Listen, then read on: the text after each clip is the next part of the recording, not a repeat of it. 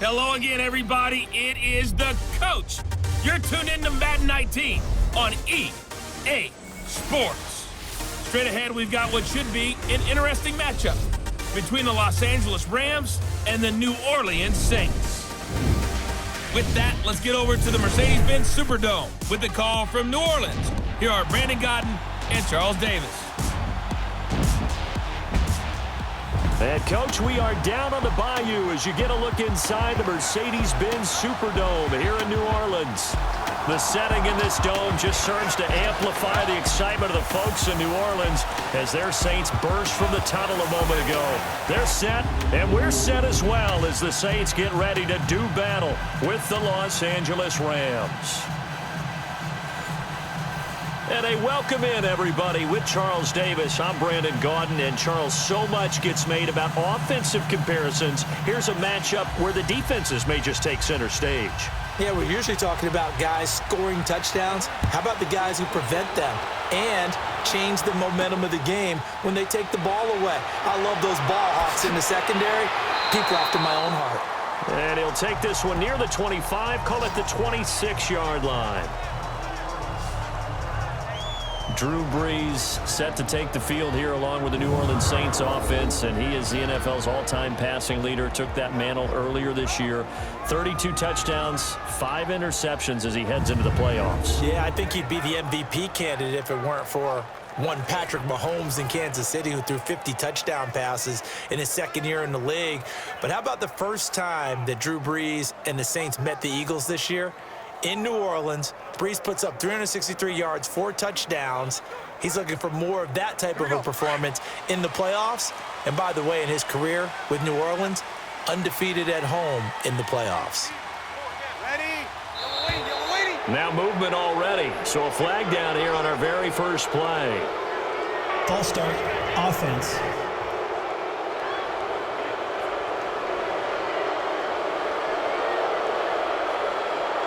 Still first down.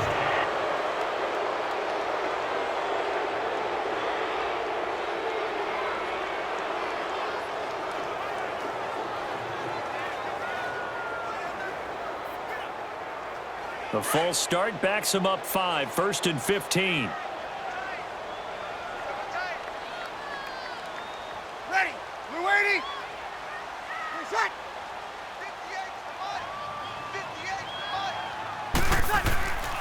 Brees leaves this one with Kamara. And not too much going there as he'll get it up to the 23-yard line. Give him a couple on the run there. It'll be 2nd and 13. And a very good offensive unit here. One of the reasons they're so good is running back Mark Ingram. Took a little while for him to find his footing when he got into the league, but the former Heisman Trophy winner has it now and has really upped his pass receiving potential. A nice player.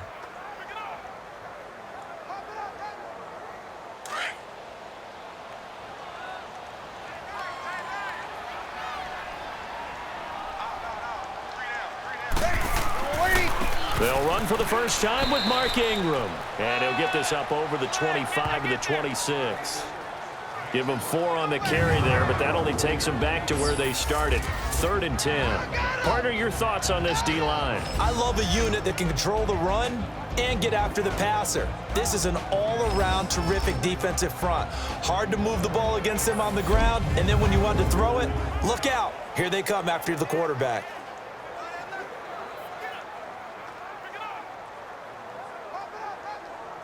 So now an early 3rd and 10 here on their opening drive. Ready. Yellow lady. Working from the gun, it's Brees. And the Rams got it. They bring him down. Matt Longacre coming in to drop him for a loss of 8, and it'll be 4th down. And here the pressure from the outside linebacking spot.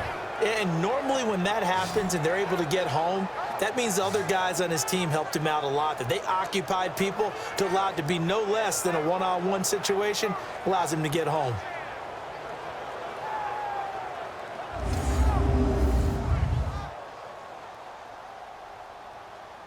Here's Thomas Morstead on now to punt it away on 4th down.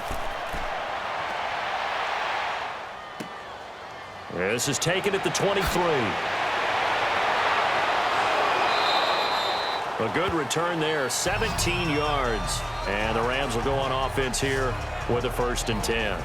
Rams coming onto the field led by Jared Goff. And Goff this year developing into a top-tier quarterback, close to 4,700 yards passing, 32 touchdown passes. The question now, what will they do in the playoffs against the Cowboys? And they got the playoff experience last year against Atlanta. It wasn't the most positive, but it's something that they could build off of. Got beat at home, even though they were the favored team. But I think it allowed them to weather their little bit of a dip during the regular season this year. In the last couple of games, Jared Goff was back being the guy that you described. Tough in the pocket, able to make the throws downfield. And this Rams offense, they're hard to handle when they're on top of their game. Here's the first carry now for Todd Gurley. Slipped one tackle, but no more as he's knocked to the deck behind the line of scrimmage. A loss of a full 3 yards, and now it's 2nd down.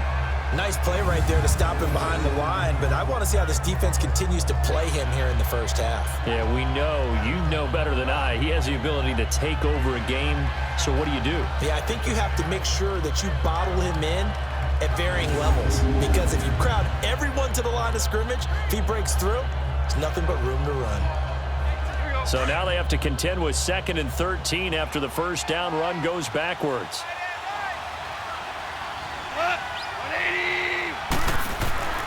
Now on 2nd down, this is Gurley. And he's got it up over the 40 to the 41. They'll get 4 on 2nd down, but it leaves them with 3rd and still 9 to go. And the Buffet boys, the O-line, hopefully they're ready today. Listen, you got to feed them first. But if you do, you usually get a great product out on the field. And when they play well, the quarterback can't wait to feed them afterwards.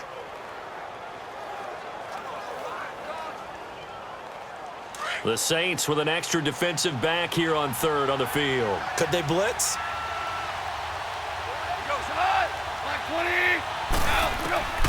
A shotgun snap for Goff. And an alley to run. And he'll be taken down, but not before he works it past the 50. It goes for a gain of 10, and it's a 1st down.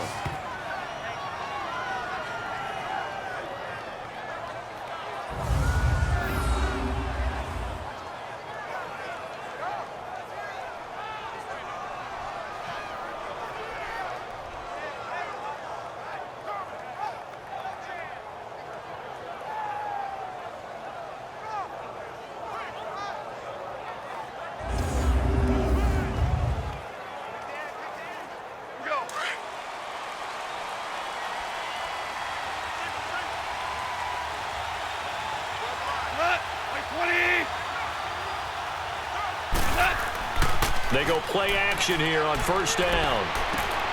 And this is caught. I think he got that with one hand. And he is tackled inside the 40, not quite to the 35. Another nice gain, 13 yards that time, and another 1st down. That was a terrific catch. I mean, to go up there and get it one-handed like that, but I almost want to go into that riff about back in my day, the gloves weren't quite like this. When did gloves really become prevalent, just in general? I think in the 80s. I think as we started to move through the 80s, especially as we got towards the latter part of that. But a lot of those were really like baseball batting gloves to begin with not much of a tacky area on the glove. In fact, there was none. I actually remember in cold weather games wearing the old scuba gloves, which you'd wear in the diving, but they would split too easily in the course of a game. Then the glove manufacturers got smart and started adding to it, and here we are today. Dumps it off to Gurley, and he'll work it inside the 30 to the 29-yard line. It's a gain of 7, and it's a 2nd down. So many times you hear today's NFL described as a space game. Get your best players into space with the football in their hands.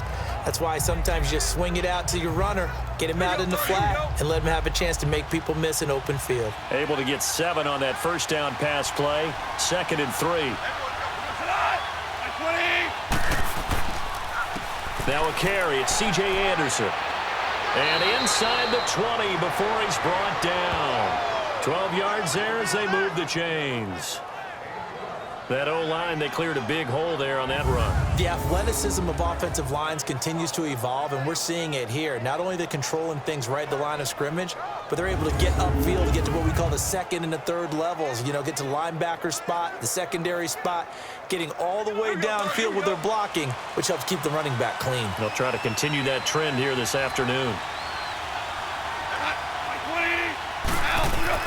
From the red zone now, Goff. His throw caught at about the 5. And all the way down inside the 5 to the 4. 12 yards on back-to-back plays there, and that's another first down. His passing's been on point on this drive, hasn't it? Been very accurate, gotten the ball downfield, gained nice chunks of yardage. But now, in this situation, the field is really condensed, partner. So if he's going to throw the football, that has to be pinpoint here. I was going to ask you about that. Field shrinks, has to be sharper, but it's been a good opening drive so far. Now they just want to see if they can cap it off with the bell ringer and put it in the end zone. They'll run. Anderson. And he gets halfway home from the 4 down to the 2-yard line. And here now, New Orleans defensive unit. When you're drafted 12th overall, people expect big things out of you, and Sheldon Rankins can provide that. Big, strong, physical player, has excellent quickness, and is really good with his hands, keeping blockers off of him and allowing him to get upfield and into opposing backfields.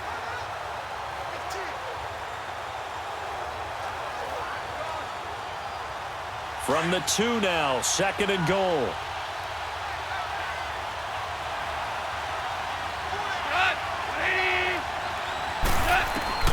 Out of the gun, Goff. And he just chucked that one out of bounds, out of everyone's reach. Maybe a wise call not to take a sack in this part of the field. It brings up 3rd down. Now we've got 3rd and goal coming up, and couldn't you imagine being in that huddle, partner? You know they're looking at each other saying, we can't come away with just 3 points after this drive. Yeah, they've covered a lot of ground. They want more than that 3. So can this New Orleans defense stand tall again? 3rd and goal. Now whistles and a flag down. I think one of the Rams linemen might have moved. False start, offense. Yeah, maybe they were coming with a blitz that time and it caused a jump. I think if we saw it, you know that they saw it. Still Might have been a little down. discussion down there. Bad guys coming, pick them up, pick them up. And someone jumped.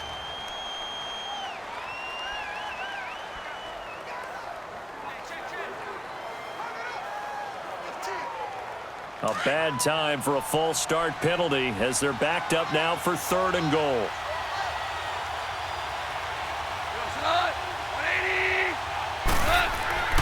Goff. And avoids the contact by sliding. It'll be a gain of 4. And that will bring up an interesting decision here on 4th and goal.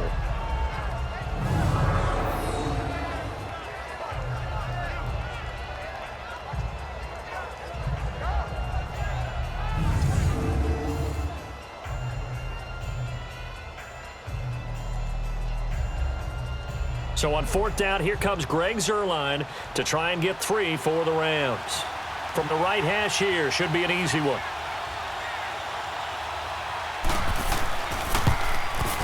And Zuerlein's kick is good. And the Rams have the first points here. It's 3-0. So the field goal there caps what winds up to be an 11-play drive. Well, partner, that's a lot of offense to run there to only get 3 points. I just wonder, are they going to recycle those plays because they were successful in getting 3? Or do you go to another section of the playbook trying to find ones that get you into the end zone and get you 6?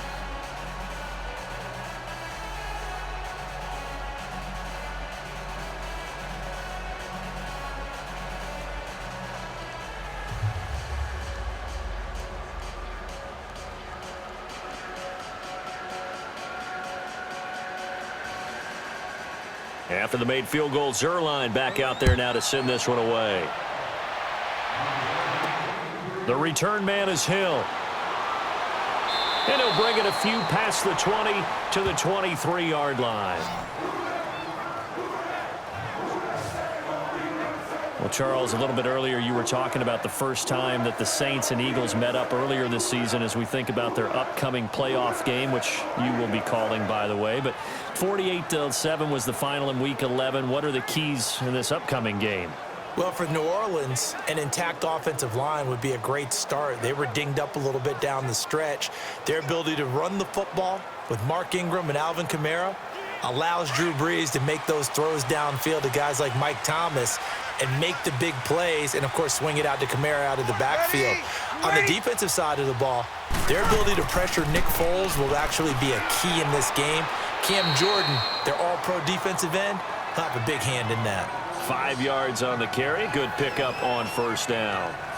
I call that play a success. A nice inside run sets up a very manageable second down, a very solid gain on that play.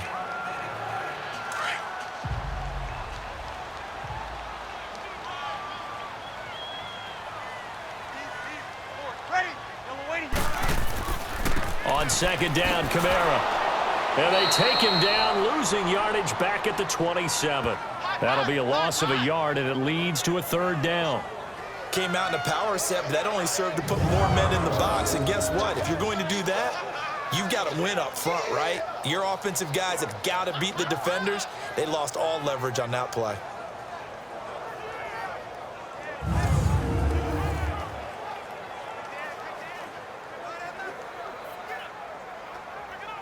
The Rams go nickel here defensively on third.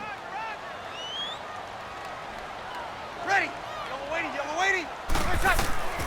Shotgun now for Brees. And this is going to be incomplete. I think the punter might start to get into a pretty good rhythm here if he keeps getting opportunities. But that's the last thing his team wants to have happen, right? The last thing you want to see is your punter feeling pretty good because he's out there all the time. Yeah, first quarter only, but they're 0 for 2 on third down conversions to start this thing.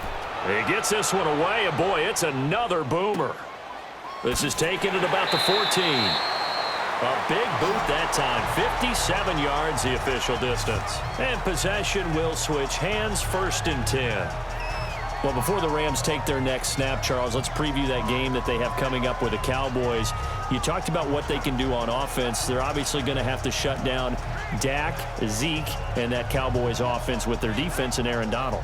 And I think that Aaron Donald and Ndamukong Suh is running mate at defensive tackle.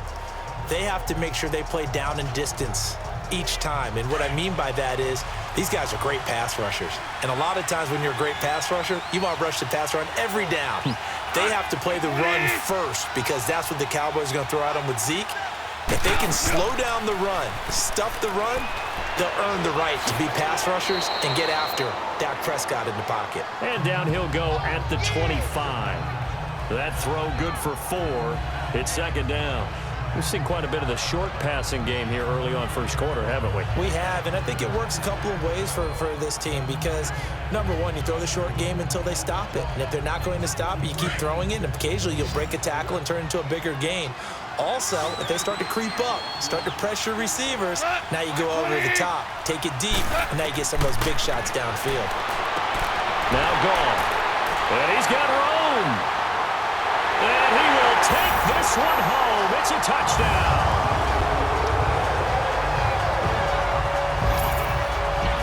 Well, partner, I do know this. If you're a defensive back, you have more chances to make a team now than ever because people are using 5 defensive backs, 6 defensive back packages.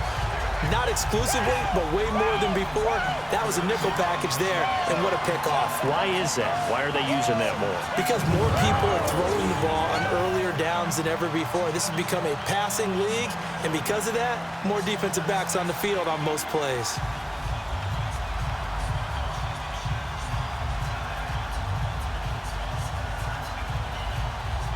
Will Lutz on for the point after.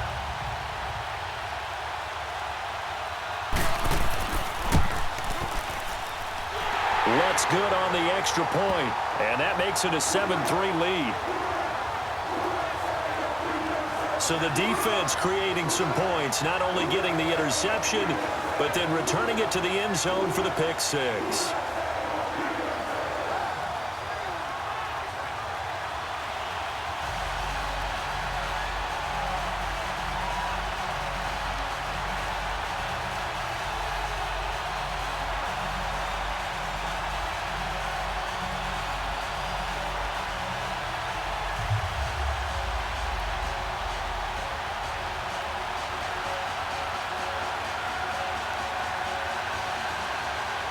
So they'll get another shot on offense following that pick six. And now the kick is away. That's fielded in the end zone. And he'll elect not to return this one, so they'll bring it out to the 25 on the touchback. And the Rams getting set to go now.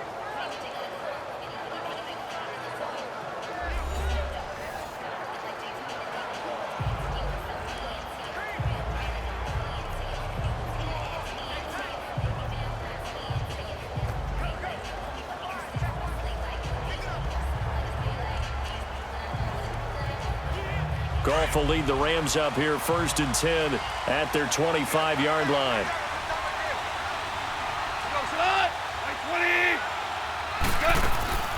In search of redemption from the pick six. Goff. And Cooks has it over the middle. And he'll get it up near the 35, right at the 34 here.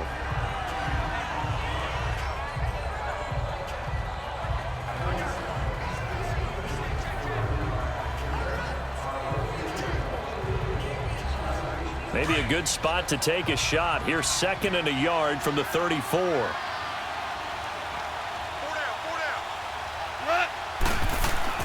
Now Goff will hand this one to Gurley. And to the 42-yard line here and brought down there. 8 yards on the pickup there, and it moves the sticks. And a nice little broken tackle run there by Todd Gurley, the 10th pick in the 2015 draft. And that's what you get with him, that full package of speed, power, able to catch the ball out of the backfield. Many people doubted him coming out because of the knee injury in college. They're seeing the full Todd Gurley now, and it hurts. So on the heels of the run by Todd Gurley, another 1st and 10.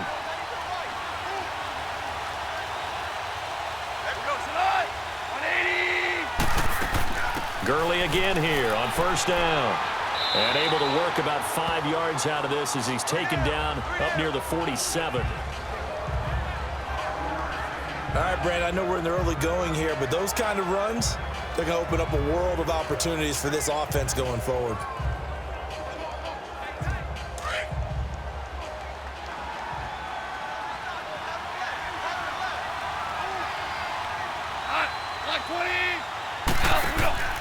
They'll run it now out of the gun. And he'll be brought down at the 45-yard line. It's an 8-yard pickup and leads to a new set of downs. They're making it look easy out there. Another 1st down. So far on this drive, let me do this little bit of math here. 4 plays, 3 1st downs. That's a pretty good recipe for success.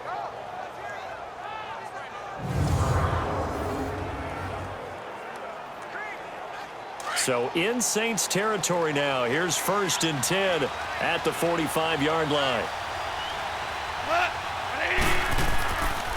Goff turns and gives to Gurley. And he is met quickly in the backfield. Down he goes, folded like a lawn chair. Anytime you call an inside running play, you just know there should be a lot of congestion there. You're counting on your offensive line to take control of the line of scrimmage. That didn't happen in this case, and that play got bottled up.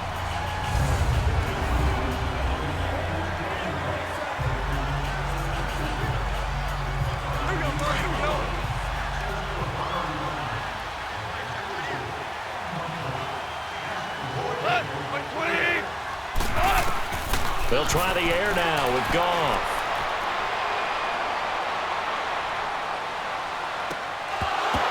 And incomplete there. A nice hit. Jars the ball free and brings up 3rd down. Even without a ton of pressure in his face, it just shows how difficult it is to pick apart his own defense. Those guys are sitting back, and they're not playing receivers as much as they're playing the eyes of the quarterback and when he delivers the ball. An incomplete pass on that last play, and that means they'll need to come up with something here on 3rd down.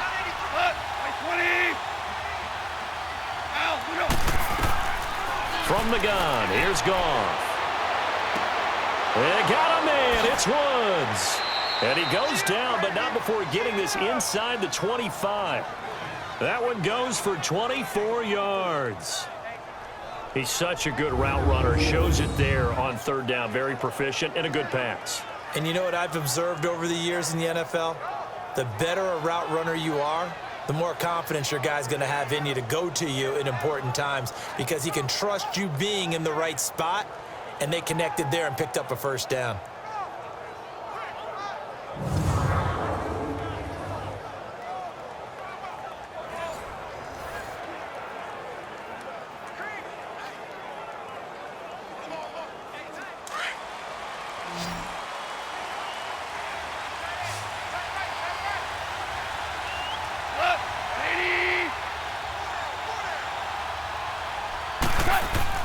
Now a play fake here on first down.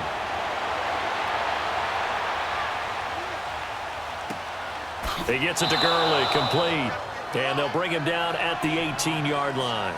6 yards on the pickup, and that'll make it a second down. And we see another pitch and catch there to the running back. This position just continues to evolve.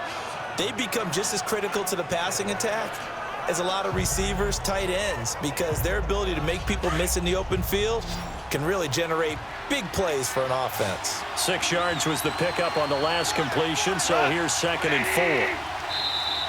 4. Now whistles and a flag down. I think one of the Rams linemen might have moved. False start, offense.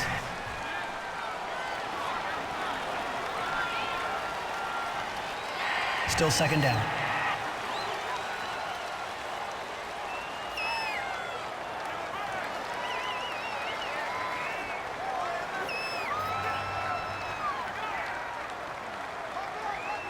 The false start hurts him there a bit. Backs him up to 2nd and 9.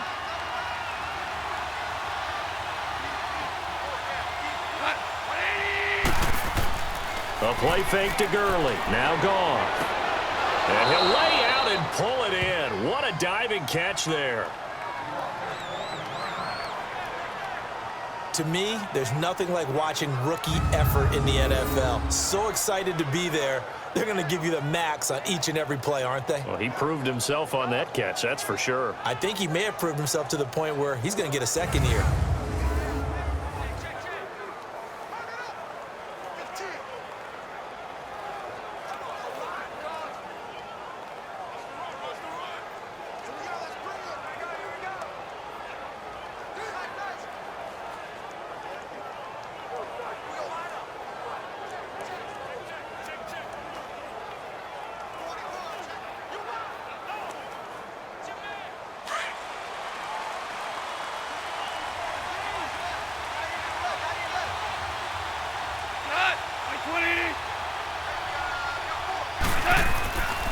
On 1st and goal, Gurley. And he'll be stopped up after only a couple of yards as he gets it down to the 5. Be interesting to see now what they do offensively down near the goal line after not much there that time. As the offensive play caller, that may change your sequence now. Instead of coming right back with a running play, you may have to go to the air. Todd Gurley standing by as lonesome in the backfield here, 2nd and goal.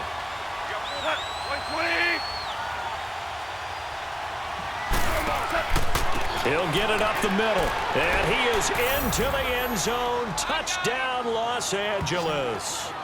Todd Gurley, a 5-yard touchdown run, and the Rams are in for 6. Solid job up front, really just a solid job all the way around to get that one in. That was well executed, wasn't it? Well blocked, well run, end result, 6 points. Touchdown. Now Greg Zuerlein on for the extra point. Zuerlein good with a PAT. And the lead is now 10-7. So that one a long 11-play drive. And it's finished off by a Todd Gurley touchdown run.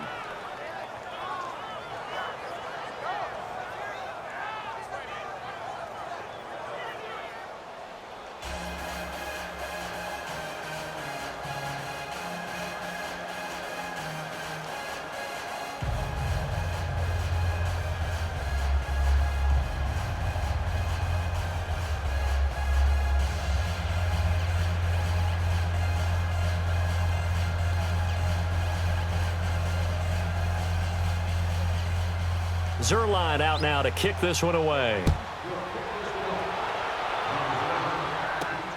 And here's Lewis.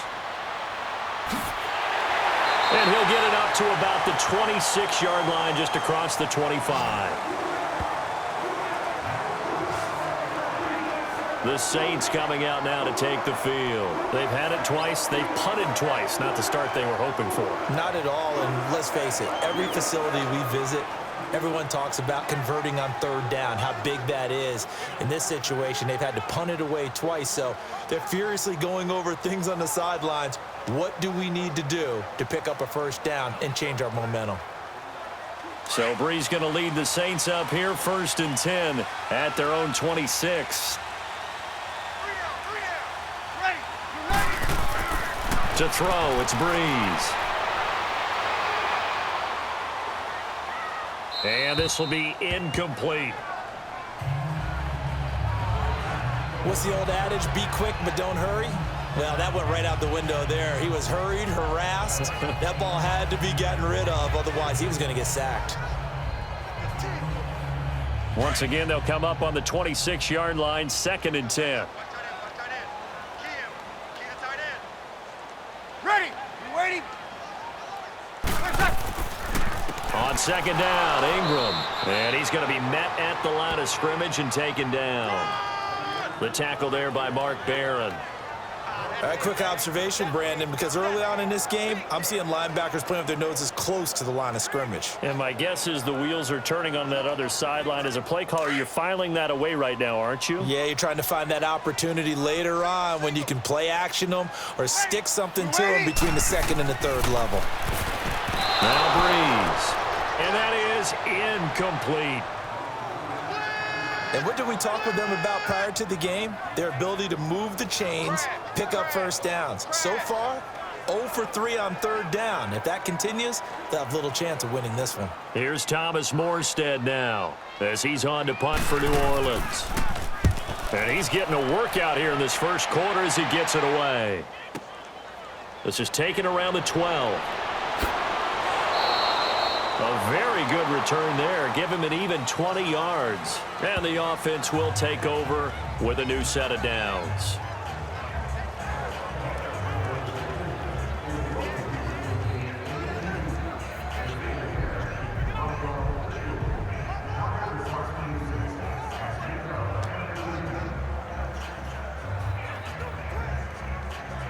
Goff will lead the Rams up here, 1st and 10 at about the 32.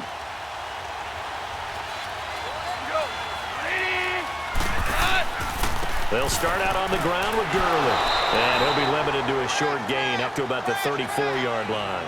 Tackle there by Alex Anzalone.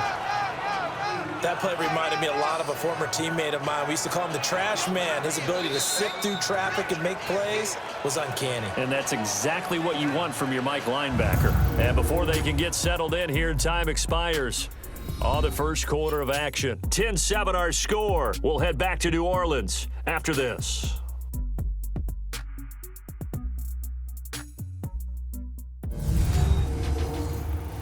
The NFL on EA Sports is presented by Snickers. You're not you when you're hungry. Snickers satisfies. Back live now to begin the second quarter with Charles Davis, Brandon Gaudin. It's the Rams with a football to get us going. They've got a 2nd down and 8 to start things out.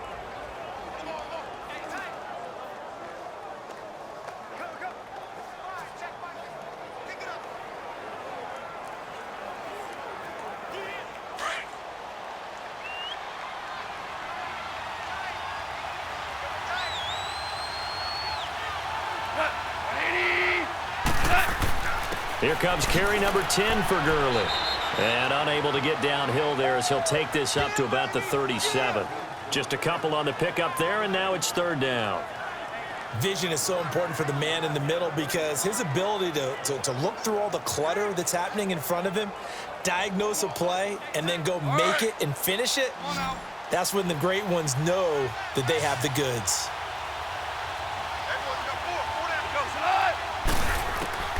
From the gun on 3rd down, gone. Into heavy traffic, and it's intercepted. Picked off by Eli Apple, and the return stops at the 39-yard line. That was a really nice interception. I think it illustrates the differences between playing man and playing zone. When you're in man, all you're focused on is the receiver in front of you. But when you're in zone, you're allowed to read the quarterback's eyes and go to the ball. That's exactly what happened on that play.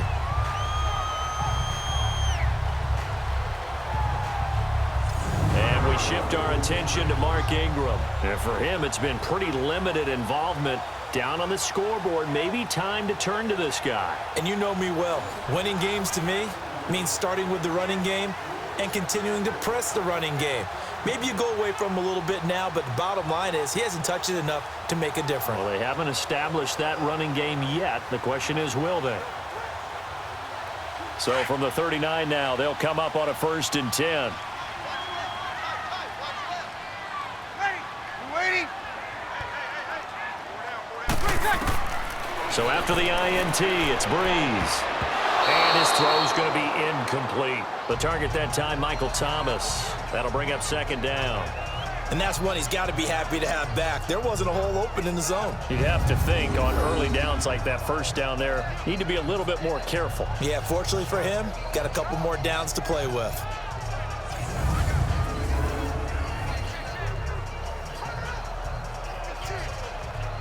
So line of scrimmage still the 39 on 2nd and 10. Ready. Breeze hands to Ingram. Looking for a crease, can't find one. Stopped at the line of scrimmage. No gain on that one as it brings up a 3rd and 10. I know that speed is the hallmark of today's NFL game, but the key to good rushing defense is still having your linebackers set the edge. The Saints on 3rd down, 0 for 3 to this point. They could use a conversion. This is 3rd and 10. Check. Ready. You waiting? From the gun, it's Breeze. And this is going to be incomplete. I know our vantage point might be a little bit better way up here, but that looked like an ill-advised throw to me. I didn't see anything open, and this play just didn't look right from the beginning. It did not. I thought he might get outside and just chuck it away. Dangerous pass, incomplete.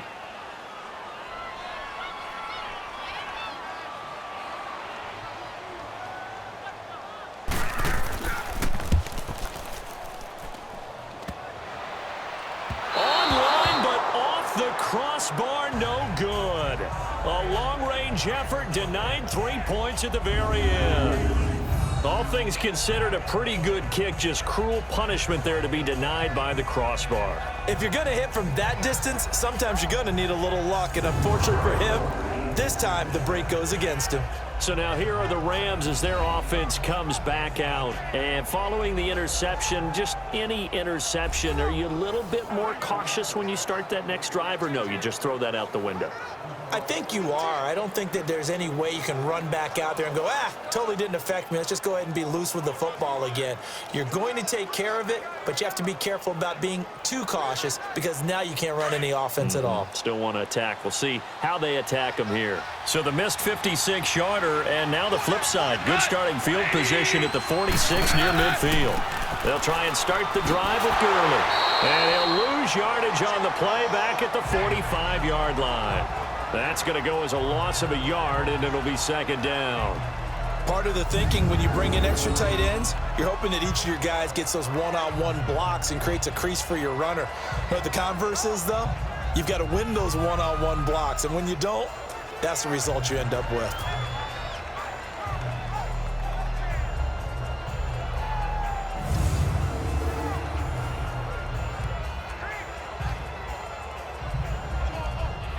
After the loss to start out, here's 2nd and 11.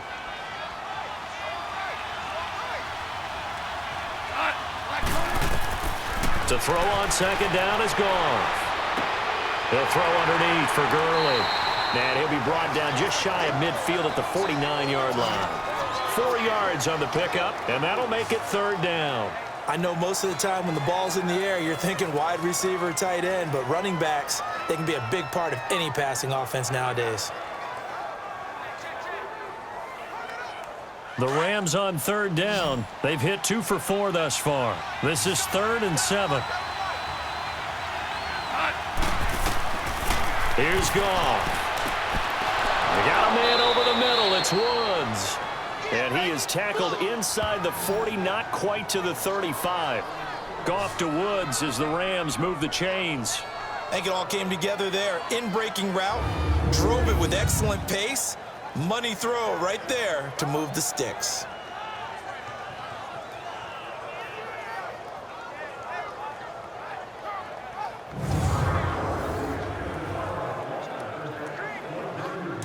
So from the 36 now, 1st and 10.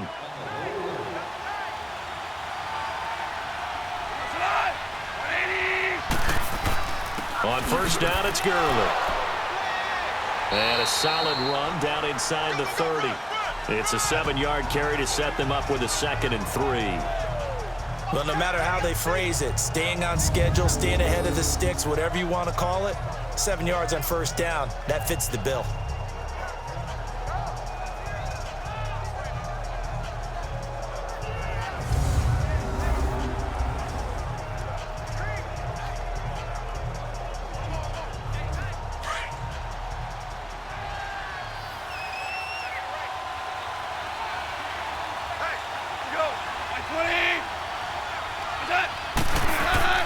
Now it's Goff off the bootleg. And that one's complete to Gurley. And he went backwards. He'll be down at the 30. It'll go as a loss of a yard, and it'll set up 3rd down. That was well defended, and while it was a completion, it resulted in a loss of yardage. It's really, really hard for a running back to think to himself, I probably should have just dropped it and saved the yardage. It goes against the entire training that he's had his whole career.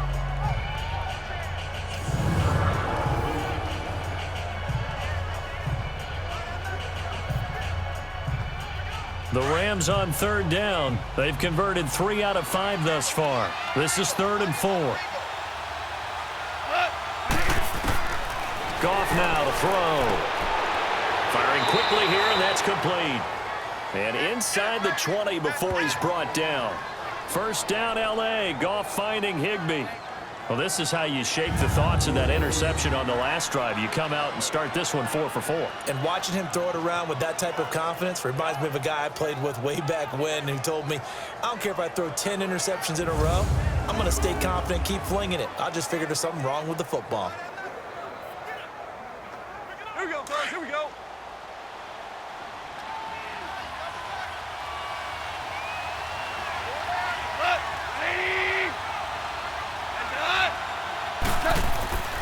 First down. Here's the run with Anderson. And he'll take this down for about 4 yards, down to the 15. What a luxury to have a guy like this who can not only spell your starter, but can come in and keep drives going.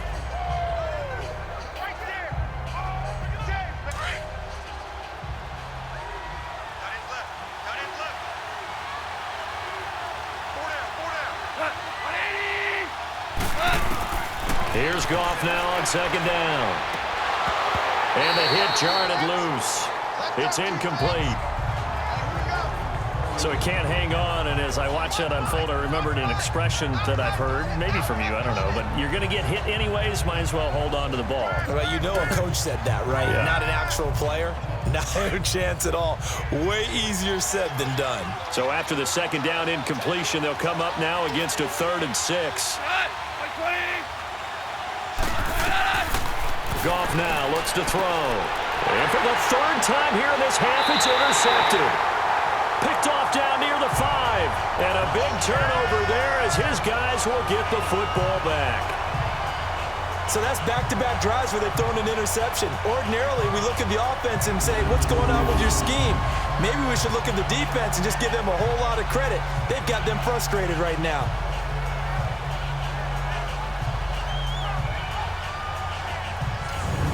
Saints get set to trot out there. Last time out, they had that long 50-plus yard field goal that they missed.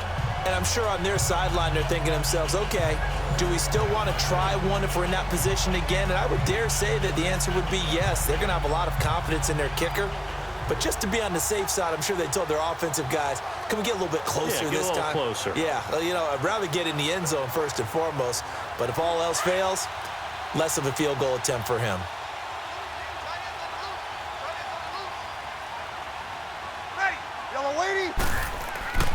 The drive starts here with a carry by Ingram. And nothing doing. He's immediately taken down at the line of scrimmage. No gain on the play. It'll be 2nd down. And he had a nice play there from his free safety position to hold him to nothing. And, Brandon, remember when the free safety was always back away from the line of scrimmage? That's changed. Has that changed in a big way? The way we see it now, they're almost mirrors between the free safety and the strong safety. One will be up, one will be back, or sometimes both will be in the same spot. On that play, the free safety was there, no gain. And he'll take this forward only up to about the 7. There to make the tackle, Samson Abukum. Sometimes your philosophies get challenged at times you don't want them to. They did try to stick to the running game on the first 2 plays. Didn't amount to much. And now facing a 3rd and long at the outset of this drive. The Saints on 3rd down. Not good. 0 for 4 thus far. This is 3rd and 8. Working from the gun. It's Breeze. And that is incomplete. Well, they've had a pretty frustrating first half here offensively, and then just continued there with that incompletion. And definitely frustrating for them, but heartening for the other guys. Those stop troops, they're enjoying things right now because they've made it very difficult for them throughout the half. Here's Thomas Morstead now. He's been terrific so far. It'll be a 51-yard punt that time. And out will come the offense as they take over. Todd Gurley and the offense, they get set and trot back out there now. The passing game, they've had more success there than the running game. Maybe something they game plan for. How come they didn't tell us about it? Because they wanted to keep it a secret. We did ask, didn't we? But I think what happened in this one is they've realized that they've established the run pretty well, and teams are going to key on that. They thought they could open it up and have success through the air, and that's exactly what's going on. Yeah, they've had success, at least so far here in the second quarter. Goff will lead the Rams up here 1st and 10 at the 41-yard line. Now a handoff for Gurley. And he'll lose yardage here, back at the 41. It's a loss of a yard there, and now 2nd down. I don't think any of us were surprised that they decided to start this drive on the ground after the last 2 drives ended in interceptions. Unfortunately, though, not a lot going on that first play. Yeah, I think the anticipation was felt also by the defense.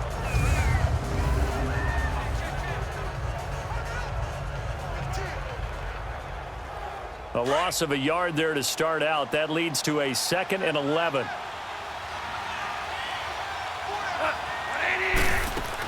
They'll run it now out of the gun. And forget about finding a lane. He barely had time to look up before he was planted in the backfield. It'll be a loss of a full 3 yards there, and it also brings up 3rd down. Well, that play was over before it even got started. Thanks for nothing, huh? How about that? That sets up a very difficult 3rd down call now.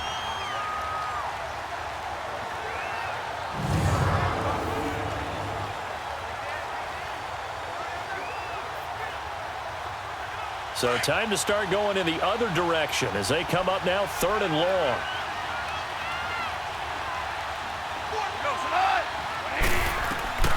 Third and long. It's gone. He's going to dump it off to Gurley. And he'll go down right around the 47 this time. They pick up 10, but it'll still lead to a 4th down. One hallmark of good defenses is understanding the game, understanding positioning, and tackling immediately in the secondary after catches. I think we just saw that on display right there. Got to him before he ever had a chance to think about turning it upfield. So on 4th down, here's Johnny Hecker to punt it away.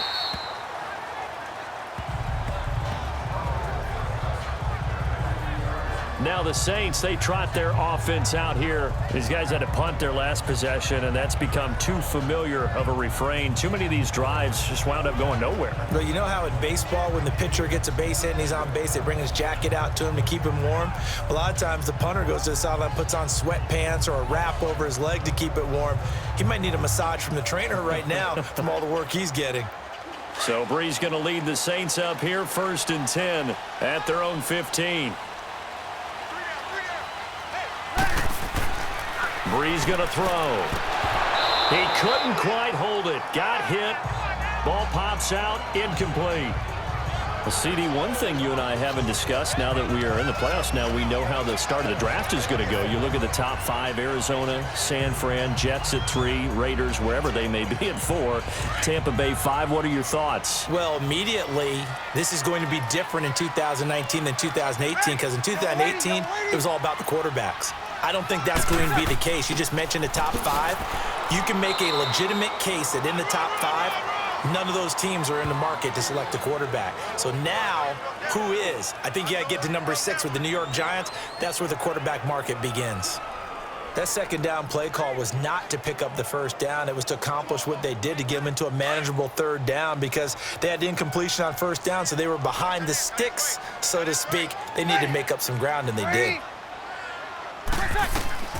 Now Breeze on third down. And that's caught by Smith. And he's able to get the first here as he's taken down at the 25. One of the feature points of the in route is being able to make a nice throw to the middle part of the field. And for a quarterback, that's one of the better throws and better looks that he'll get. But he has to be careful not to wait too long and let his receiver wander into some tough territory. If he's late with the ball, he can get his receiver hit and hit hard.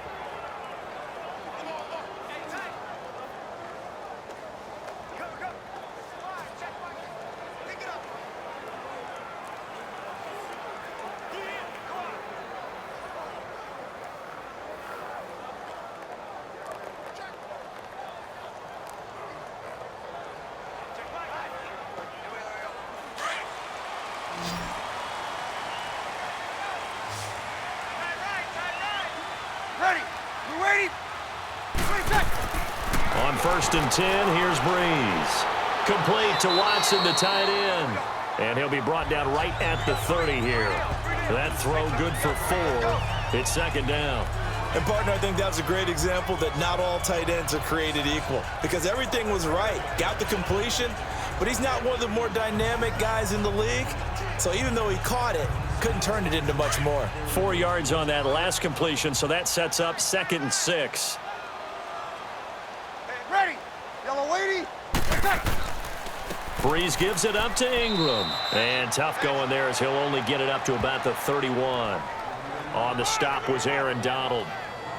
Well, he hasn't made much of an impact in the running game thus far, and after that last run, not much is going to change in that area. He hasn't been able to get anything going, and really the offensive line not helping him much. These guys have punted 4 times already, and they're staring at a 5th, barring a conversion here on 3rd down. Ready.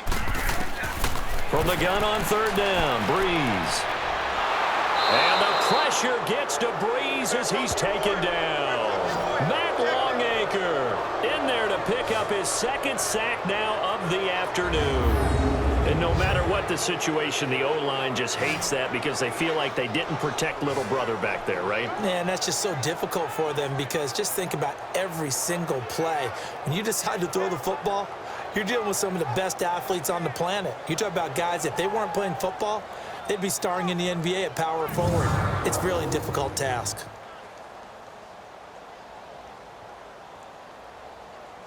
Here's Thomas Morstead now as he's on for the 5th time here today.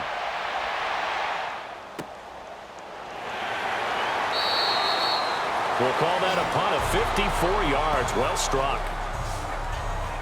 And we move to spotlighting Brandon Cooks. They've got the lead. They haven't really had to utilize him all that much so far, but I guess if you're winning on the scoreboard, not too much to complain about.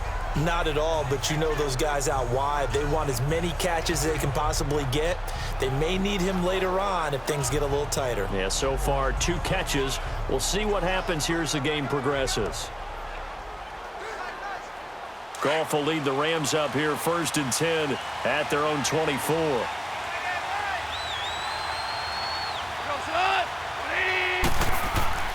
Now Goff. Out left, he's got it to Everett. And he'll be brought down right at the 30 here. 5 yards on the catch there, brings up 2nd down. Well, the strategy was evident there. Get it to your tight end and make it a one-on-one play with a cornerback.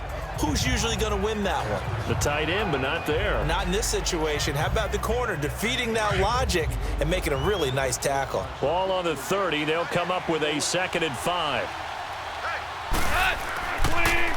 Now a draw as Goff gives to Gurley. And he stopped immediately there. They'll say no gain on the play there, and now it'll be 3rd down. As usual, the hallmark of a good run defense, linebackers making plays near the line of scrimmage.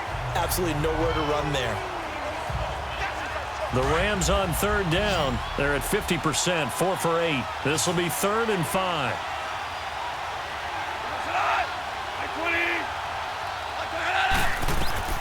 Out of the gun, Goff.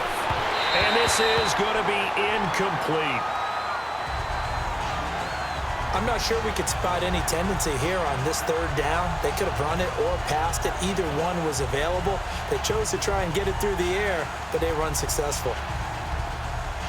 Here's Johnny Hacker now as he's on to punt for L.A.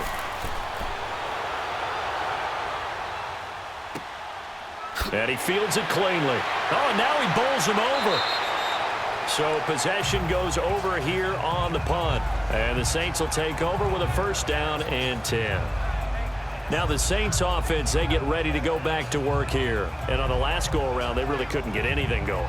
They had to punt from deep inside their own territory, which means you're going to lose the field position battle as a general rule. What they're looking for now is a little more consistency, move the ball at least a few times on offense, get a couple of first downs, and hopefully flip the field. Yeah, just something to build off of. That's what they're looking for here. The fourth down run successful. Now they look to pay it off on first down. Throwing on first down is Breeze. And Watson has it right side. And he gets all the way down to the 30-yard line. A big-time play there for him. 48 yards. There will always be a place for methodically marching the ball downfield. But when you can pick it up in big chunks and strike like that, have explosive plays, that's often the difference in winning and losing.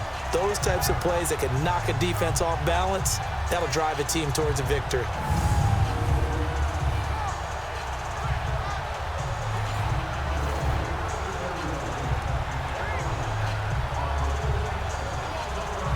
So the big play has him all the way down to the 30 now for first and 10. Hey, get ready. Yellow lady. Now a first down carry. It's Kamara.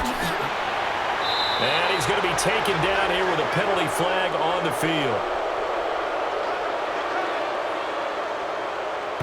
Illegal block in the back. Offense. So a decent gain, but Still all for first naught down. on the penalty. It's too bad, isn't it? They were feeling pretty good about it. The only people celebrating, the guys who just gave up that play.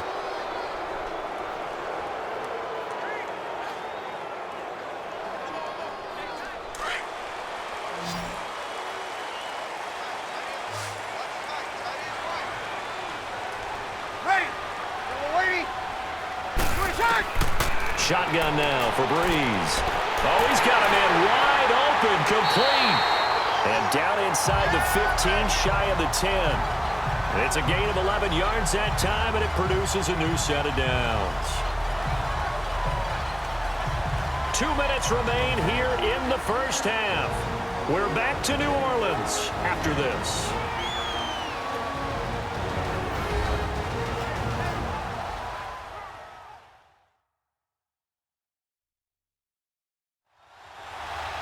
We remind you that coming up in 2 minutes' time, we'll hand you off to Orlando, where Jonathan Coachman will have highlights and analysis of this first half of action.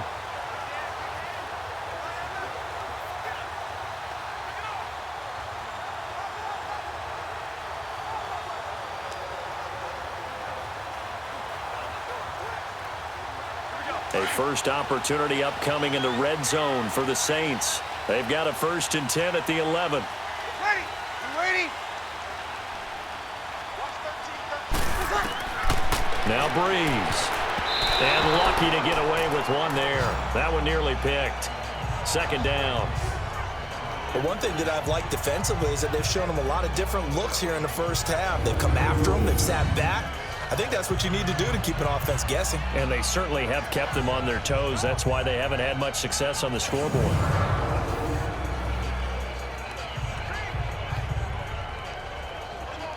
After the incomplete pass, here now is second and 10. Ready. You ready? Breeze to throw again.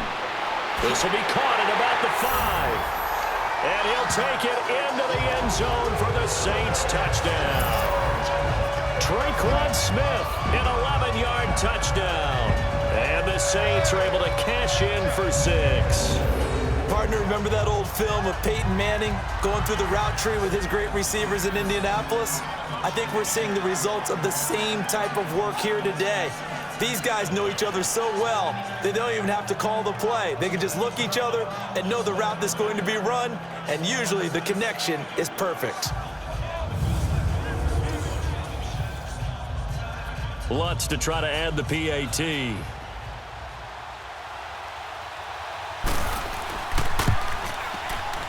Lutz with the extra point, and the lead is now 14-10. A drive there of just 4 plays, and it all culminates in a Saints touchdown.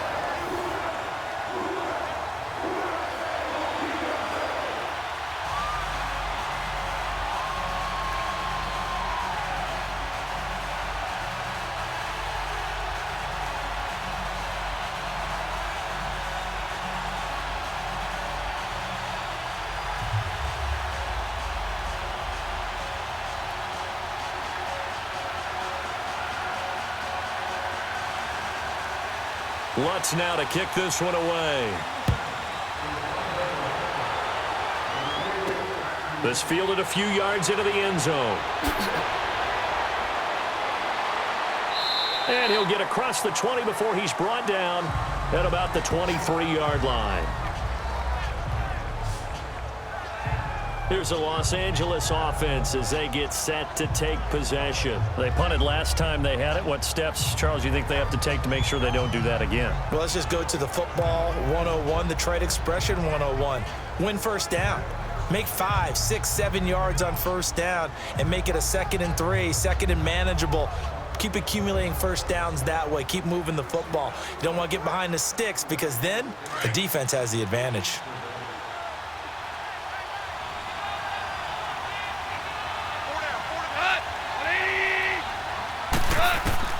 On first down, it's gone.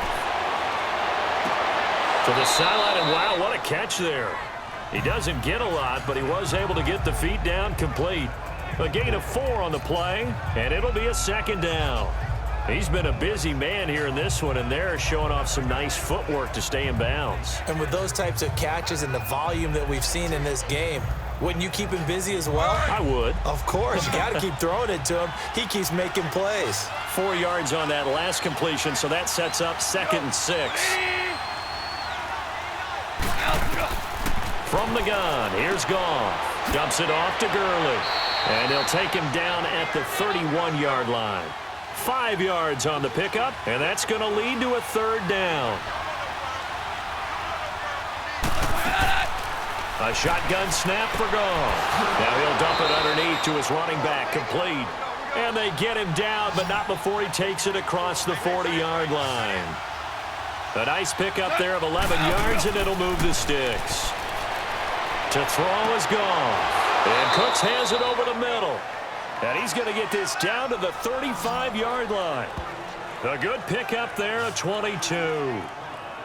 One thing I can say pretty safely, that route is not called if you don't have a guy who can throw the ball and put some mustard on it. Because if you're going to lollipop it in the middle of the field, bad things usually happen. It takes a strong-arm guy who can rifle it in there, and they were able to successfully complete that one. So we're back in the offense getting set following the call of that timeout.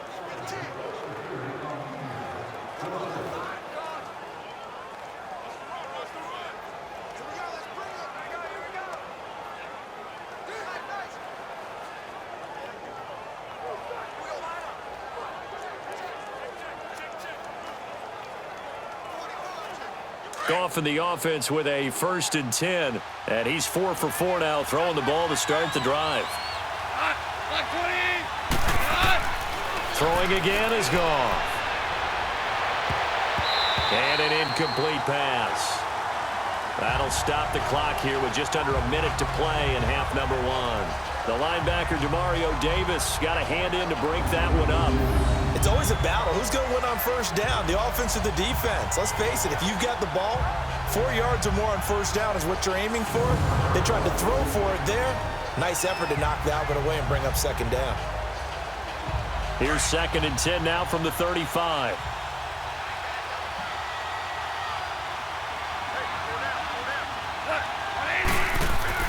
Second and 10, Goff again. Got a man it's caught inside the 10. Now hold everything here. We're going to get a timeout by the offense, as the clock's going to stop with 47 seconds to go in half number 1.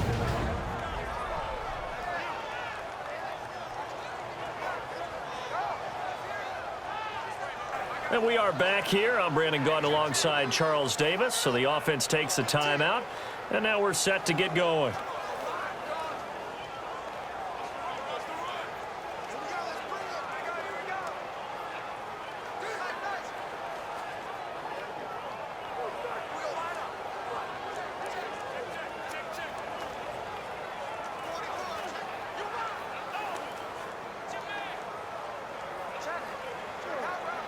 So it's 1st and goal, and a great opportunity to get that lead back before the break.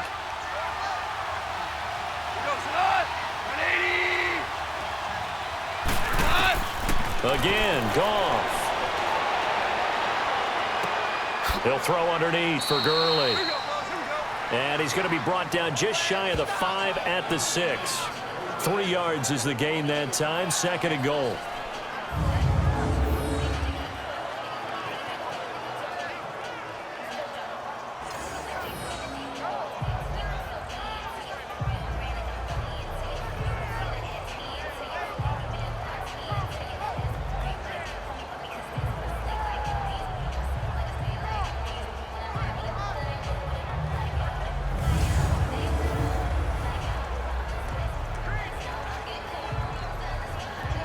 And they're trying to line up quickly here. Goff urging them on. To the air again. Goff. His pass caught at the 4. And a stoppage here. A timeout before this 3rd down play takes place, as they'll stop the clock with 12 seconds to go in this first half.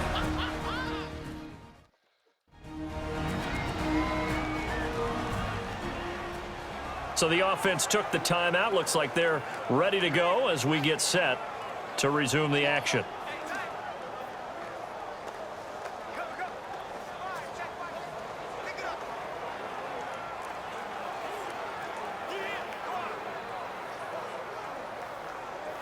The crowd here in the Dome making things difficult. 3rd and goal.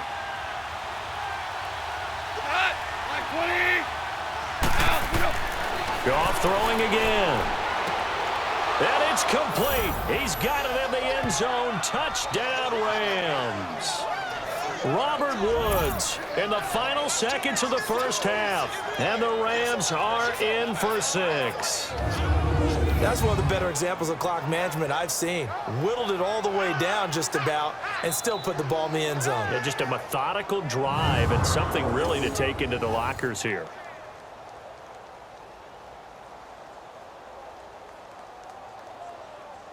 Now Zerline on to add the extra point.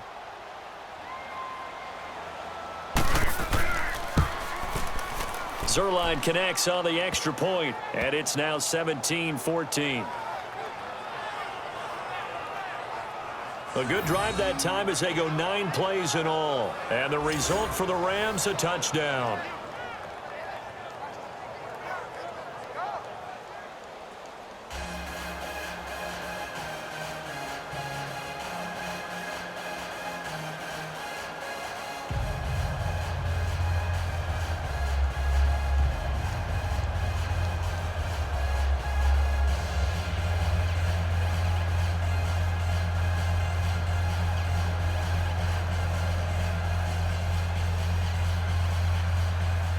Zerline out now to kick this one away. The dangerous Hill now to return. And it's a pretty good return here as he'll get it up to the 29-yard line.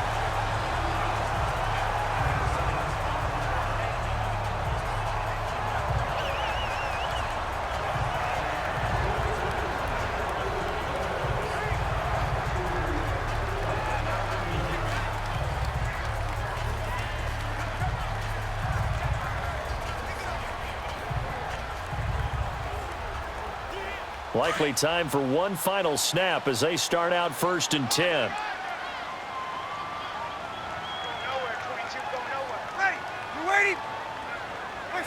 And with time running short here, they'll simply take a knee, and that should do it for half number one.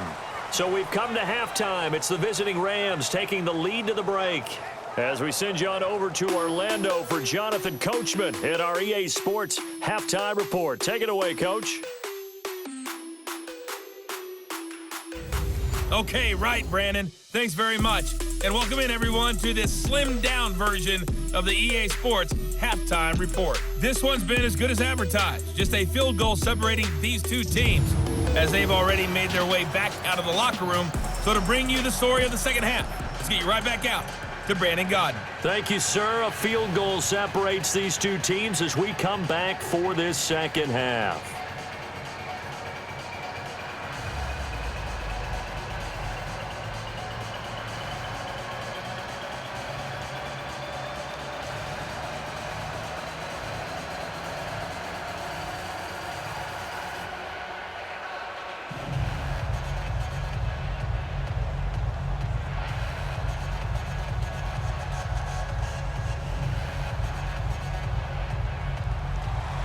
The Rams going to get the football first here, and they look to build on their lead as the second half gets started. That'll be taken in the end zone. And he'll elect not to return this one, so they'll bring it out to the 25 on the touchback. Getting set to go again here on offense, Jared Goff trots back onto the field. And it was somewhat of a strange first half. He threw 3 interceptions, yet you look at the scoreboard, they've got the lead. So you know what I think he did at the half? He stood up in front of the team, especially in front of the defense, and said, thank you. Appreciate what you've done. You guys have picked me up in a big way. And guess what? I'm going to get back to being who I am, which is pretty darn good. Let's go play the second half. Goff will lead the Rams up here 1st and 10 at their own 25-yard line.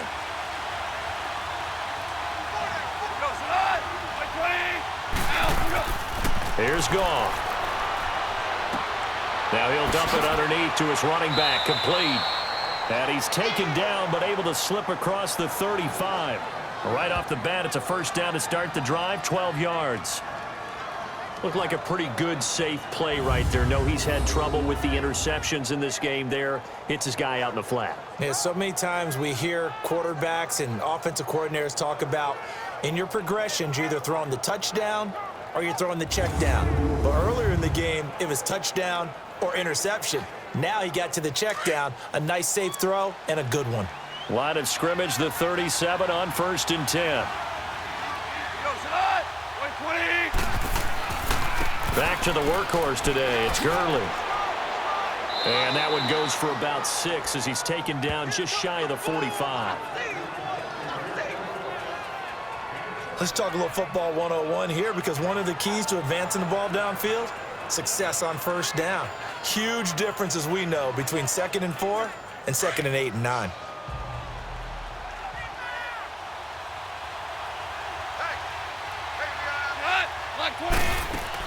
They'll stick to the ground game with Gurley. And this one's going to go the wrong way. Losing yardage back at the 42. He lost 2 there, and it's 3rd down. All right, partner, despite my eating habits, I'm not big enough to play offensive tackle, nor am I quick enough. But with the defensive ends nowadays and their speed, those guys have to be able to punch and dance, and it's a tough, tough job to contain them.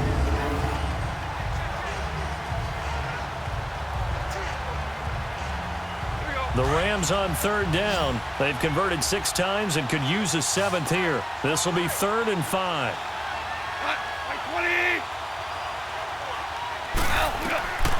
Goff now looks to throw. And that is incomplete. But plain and simple, that's the 2nd time today that he's dropped a pass. And that one, I think, maybe even a little easier than the earlier one that he dropped. Surprising. And was this game announced as a night game prior to, and maybe his rhythm is just off? He's got thrown off. He's got to wake up, enjoy the sunshine, and go play.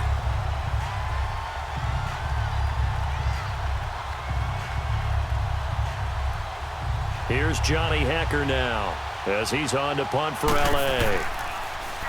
He steps into this one, and this is a rocket. And that'll hit in the end zone. Much too much leg there. That'll be a touchback. Now the attention turns to the Saints offense getting ready for their first possession of the second half. They were able to get the stop defensively. Now a chance to turn that into points on the offensive end. Can you imagine what the grease board looks like at the half? Because no, tell me. That's exactly what they printed up. Stop them on defense, get the ball back for our offense, and go downfield and score some points. Now, the last part remains to be seen, but they got the first part done very well. Do people use grease boards, or you mean the magic marker boards? Yeah, those two.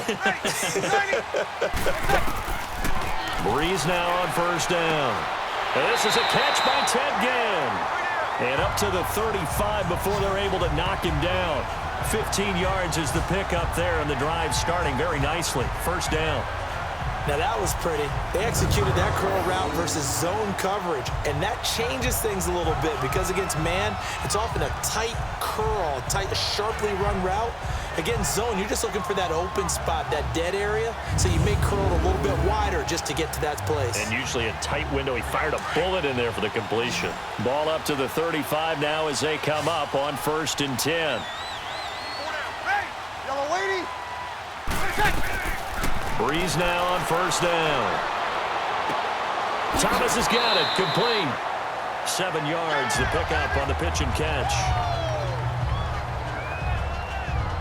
I always laugh when people say, what's the toughest route to defend? And I'm like, any of them, especially if it's a good receiver. That makes things very difficult. But when you're running a drag route, something short, shallow, going through defenders, using guys almost as screens in order to get open, that makes things tough for guys trying to get to the football. Ready? We're waiting. Now Breeze throwing on 2nd down. And Watson has it right side. And he'll work it across midfield inside the 45. That'll put him at 66 receiving yards now for the game, and he's got a first down. And the game just keeps evolving. Big guys running those corner routes, so difficult to cover.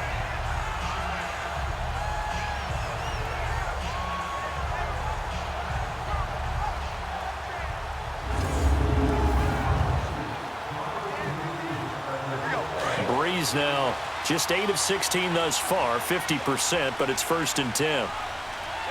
Ready? You waiting? Again, it's Breeze. And it pops free. The collision there jarred the ball loose and brings up 2nd down. We have not seen a whole lot of wide-open receivers. Everything seemingly has been contested. And that's another nice job there to force an incompletion. They've been very cohesive, knowing each other's moves all game long, and they've been on the spot just about every time. And they've held them in check on the scoreboard. Yellow lady, yellow lady.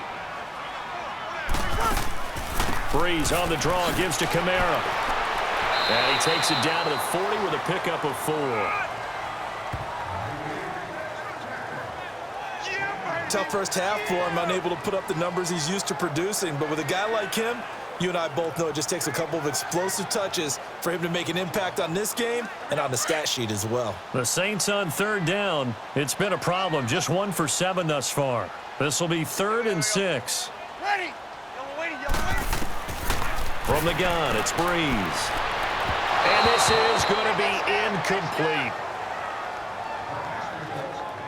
And that's a crusher right there. Had his man open for a first down, threw a fastball when that wasn't necessary, incomplete pass. One of these quarterbacks going to learn, you don't get extra points for how hard you throw the football.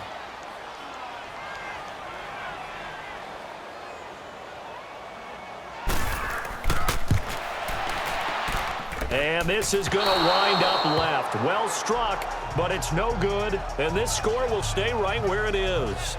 Jared Goff and the Rams headed back onto the field. And they must have seen something leading up to this one that said, hey, we're going to be able to go deep because they've gone deep with a lot of success. And pick your phrase, pick your code words, your buzzwords, whatever, vertical stretch, deep passes, go routes, right? What's that route you love? What's that route you love? 4 verts. 4 verts. All of it working because they're able to find ways to get deep and for him to show off that big arm. We see some of that big arm right here. He has been great. Well, now they'll start 3 yards shy of midfield after that long 57-yard miss.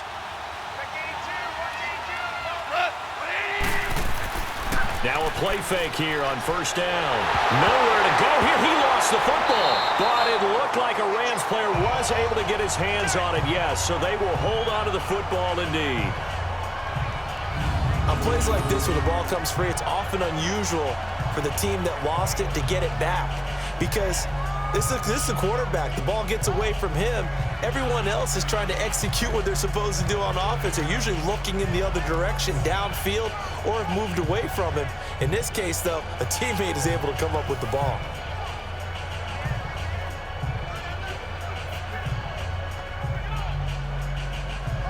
The first down play, to be frank, nothing short of awful, and now they have to deal with second and very long. Hey, 20. Al, we go.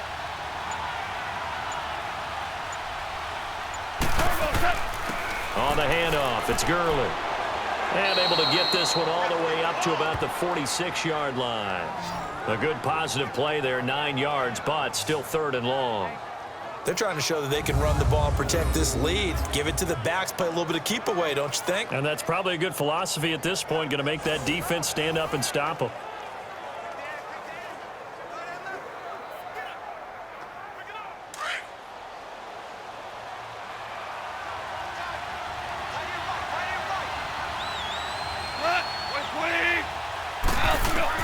Throwing on third, Goff. He's going to flip one out here to his running back. And he'll get it out to midfield. Looks like, yeah, they'll spot it right at midfield at the 50. It's a 4-yard pickup, and that's going to make it fourth down.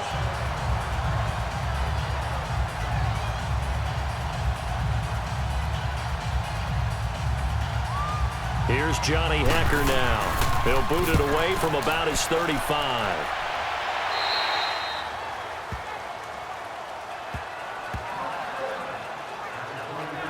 Drew Brees getting ready to go again on offense. How do you break down his game so far? Just the one touchdown pass, but sometimes the touchdown pass stat category, that doesn't tell the whole story. It really doesn't, not until you balance it with the error side. You know, and in this case, he hasn't thrown any interceptions. So a lot of people would call this almost a pedestrian game, kind of a bus driver game, but that's just really wrong. Being a bus driver is a good thing if you're running a football team, because that means you're in control and you're taking your team to the right places. Yeah, he's been pretty solid. They'll try to get the ground game going with Ingram. And he'll take it ahead to the 28-yard line. A good run there on first down, and it'll leave him with a 2nd and 2. First play of the drive, let's give credit all around. Excellent blocking, but the guy carrying the ball, he was the finisher. A really nice run.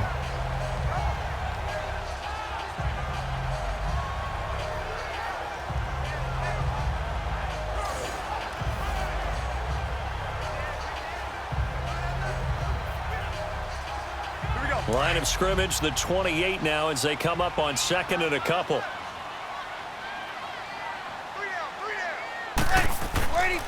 Ingram again. And this has been a familiar sight all afternoon as they stop him behind the line. That'll be a loss of a yard, and it leads to a 3rd down. He continues to struggle to find a crease to break off a big one and might need to just put that aside and just try and ram his way forward and get what he can.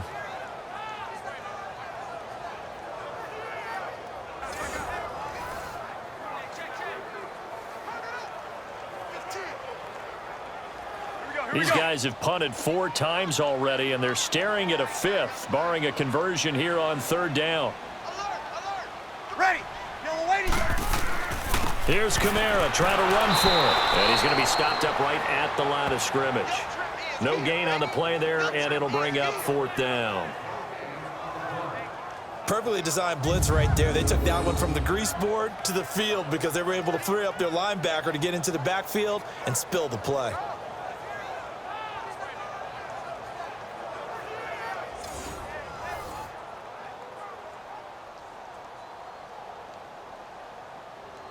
Here's Thomas Morstead now as they're forced to kick for the 6th time today. Fielded just inside the 20. Well, he wasn't too far from breaking that. Officially, give him 15. And our attention shifts to Todd Gurley. He's had a good performance, moved the ball effectively on the ground. Of course, he has the 1 touchdown. And when you're able to move it as effectively as you've described, that leads to finding a way into the end zone, and now he's just trying to do it for a second time. And, of course, with that comes additional yardage. Yeah, looking for additional yardage, and again, that second score here in the third quarter. Goff will lead the Rams up here 1st and 10 at the 34.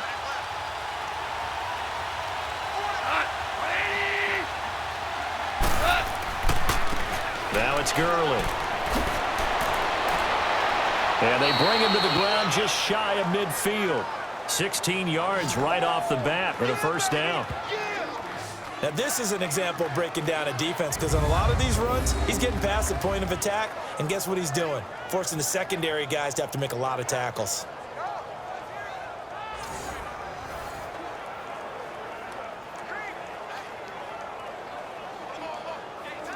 So one play, and they're already just shy of midfield.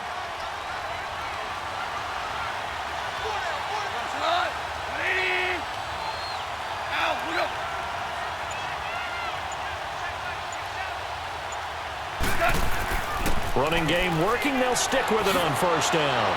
And they're well past midfield, just a yard or 2 shy of the 40. Give them 10 yards on that one, and that'll earn them a fresh set of downs. Boy, he does it at a high level, doesn't he? Because when I watch him, I think of his vision. Straight ahead, peripheral. Also has that sense of where holes are going to be before they actually open. I think that helps set him apart from many of the other backs in the league.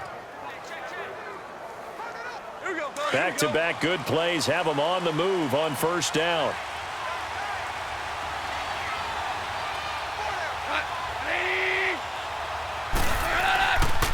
Gurley. And he's going to fight his way forward here for a modest gain. 5 yards is the tally on 1st down. That brings up 2nd and 5. Partner, I think from our experience together, we have learned that most offensive coordinators are going to tell you, if I'm going to run the football on 1st down, I've got to get at least 4 yards. They got 5 here. They've got to feel pretty good about that one.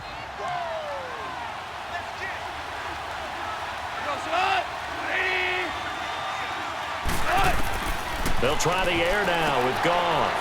It's a short one here, complete to the tight end. 4 yards on the completion, and it sets up a 3rd down. Well, they were unable to make anything really big out of that, but it's not a bad idea to find your tight end and give him an easy completion and keep moving things forward. Almost his bread and butter. It's a good running back dive play.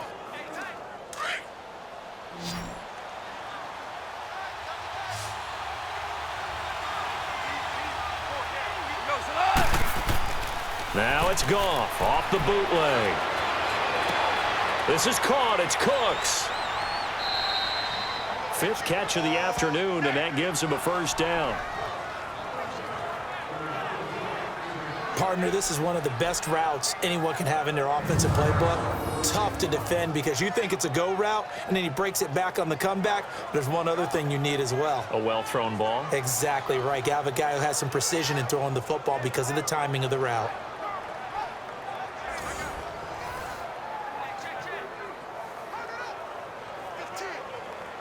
Goff now 5 straight completions here in this second half. 1st and 10.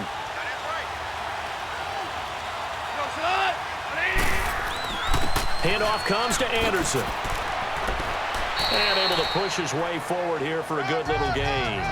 He'll get a nice chunk there on the 1st down run, and it's 2nd and 4. That's a strong pickup right there on 1st down, and as this drive goes on, we're seeing an offensive line and running game imposing its will.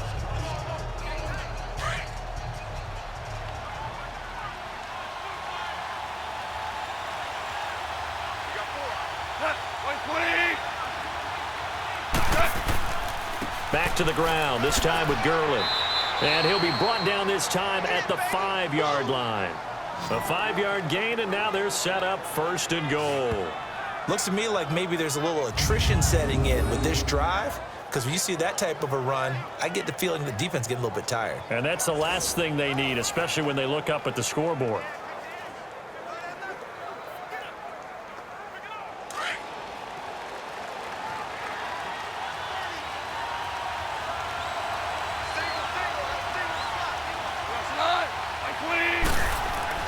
Goff now to throw, and that is incomplete.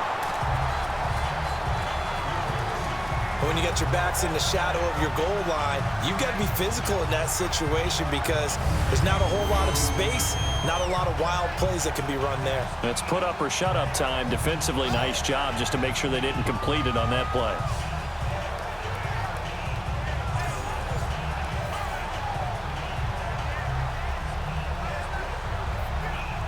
Todd Gurley standing by as lonesome in the backfield here. 2nd and goal.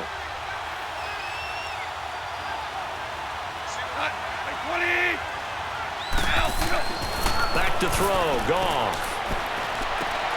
This is caught. And he takes this down to about the 2 before going out of bounds. Only 3 yards there on the completion. That'll lead to a 3rd and goal. Great footwork there, Charles, to dot the I, stay in bounds, get both feet in. He's probably thinking, though, man, I made a catch like that close to the end zone. I should have scored. Yeah, there's always a regret when you're that close to the goal line. But let's go back to what you talked about before. Getting his feet down. Would you say dotting the I? I can cross the T as well. That was excellent footwork to get in bounds and make a great catch. Under a heavy rush, and down he goes. Cameron Jordan in there to get him his 2nd sack now of the afternoon. And that's the 2nd sack of the game, but this player, disruptive in all phases, whether he's going upfield, coming underneath, you name it. He's a big-time guy you have to block.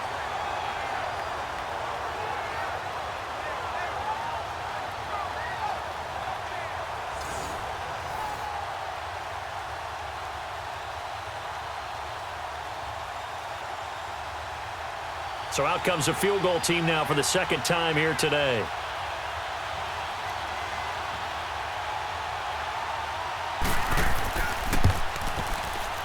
And Zerline's kick is good. And they stretch the lead to 6. It's 20-14 now. They had it 1st and goal. 3 attempts, couldn't get it in, so they settle for 3. Yeah, the field tends to shrink a little bit the closer you get to the goal line, doesn't it? It doesn't sound right. It sounds a little counterintuitive. But you run out of space to run the deep routes, so they can just sit on the shorter stuff if you're going to throw it. If you want to run it, there's just not as much space. They end up having to take 3 there.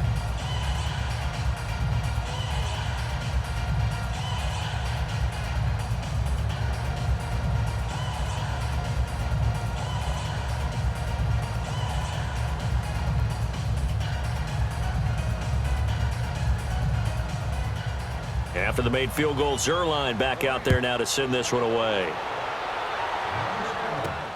And here's Lewis. And he'll take it up past the 25 to the 26-yard line.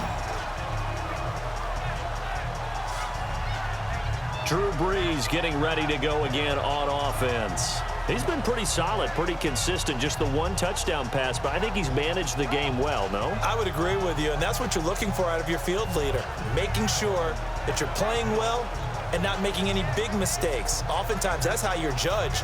How big a mistake and when it occurs. No interception so far. They'll like that. I just want you to know that you agreeing with me, that's going to get me through this 3rd and 4th quarter. Are you touched? He's patting his heart, boys and girls. He's touched. Respect. Ready. Yellow waiting. Yellow waiting. 20 seconds. On 1st and 10, here's Brees. He couldn't quite hold it. Got hit. Ball pops out. Incomplete. Well, Charles, the All-Pro team was announced a Friday before the playoffs started. Aaron Donald, the only unanimous choice. Let's see, the Chiefs had 4, Bears had 4. What stuck out to you about the All-Pro team? Well, it's such a great year for Drew Brees at quarterback for New Orleans, the #1 seed in the NFC. Yet he's only 2nd team All-Pro because Patrick Mahomes had a magical season in Kansas City and deserved to be the #1 guy. How about the Chicago Bears going from worst to first in the NFC North? 4 players making the All-Pro team led by Khalil Mack. And then when you talk about rookies, the Colts had 2 that made it in Quentin Nelson, their offensive guard, and Darius Leonard, their linebacker. I think it's okay there. They didn't get a whole lot on that play, but it's nice to have a safety valve that's built like this guy.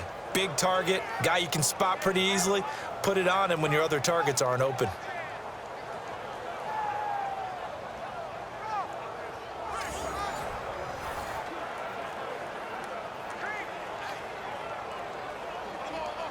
Here we go. These guys have punted 4 times already, and they're staring at a 5th, barring a conversion here on 3rd down. Ready. Yellow waiting. Now Breeze on 3rd down. He'll let it fly in the direction again. He rifles one that's intercepted. John Johnson with the INT.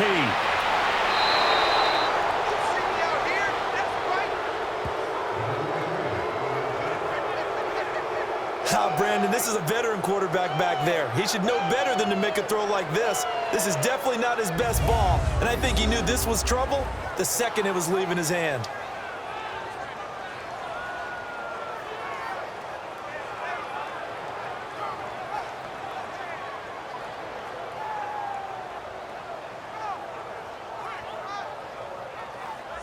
And now out on the field, here comes Los Angeles. And they had 3 points last time, but they didn't want 3 points because they were well within range of scoring a touchdown. We'll see if they can do better now. I'm with you on that one. Let's just go ahead and be frank about the whole thing. The only one happy about the 3-point? The kicker. Exactly. He put it through the post. That's going to help him at contract time. But that offense, they're thinking, let's get in the end zone this time. I don't know if that helped him at contract time. You could have kicked that one through. I don't know about that. Toe bash. I don't know about toe that. Bashed it. Super toe. So they'll come up 1st and 10 now from the 33. Now a give running left for Gurley. Down to the 30 after a gain of 3.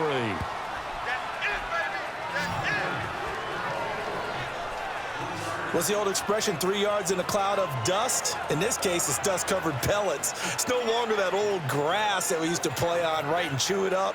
Now we've got that artificial surface. You see the pellets go up. Still a nice play by the defense.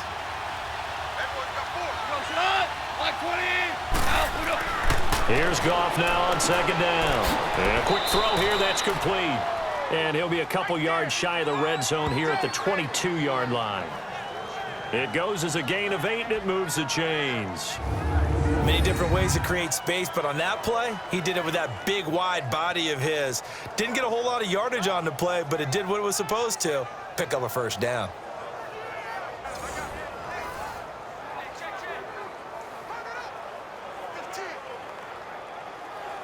Goff now a perfect 8 for 8 to start the 2nd half. Not bad. 1st and 10.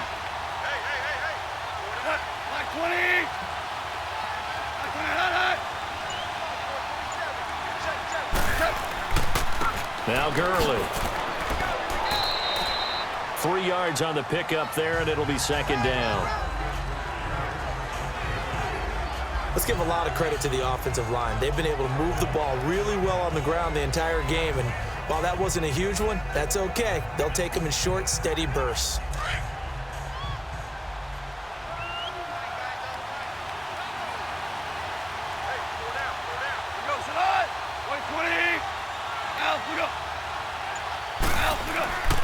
Now on 2nd down, this is Gurley. And all the way down inside the 5 to the 4. That one goes for 16 yards. It sets him up 1st and goal. It'll be 1st and goal when we come back. We'll return with more after this. You're watching the NFL on EA Sports. Back now here live in New Orleans. It's the Rams out in front here. They've got control of the football as well as we get set for the 4th quarter.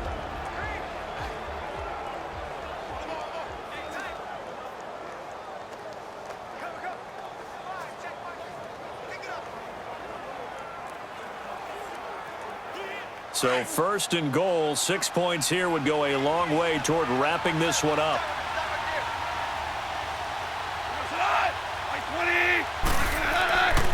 They'll run. Anderson. And he is going to lose yardage here.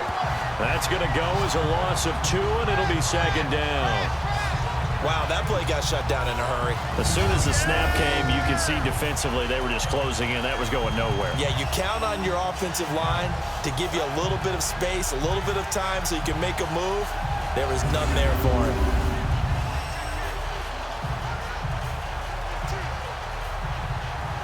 Second and goal from the 6 this time.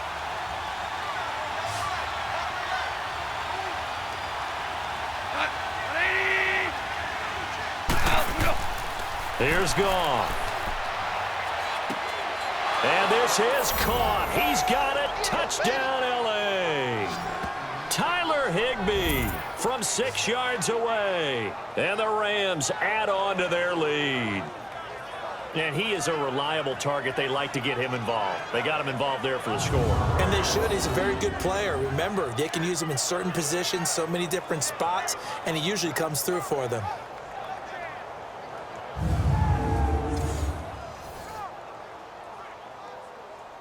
And now they'll empty the backfield here as they elect to go for 2.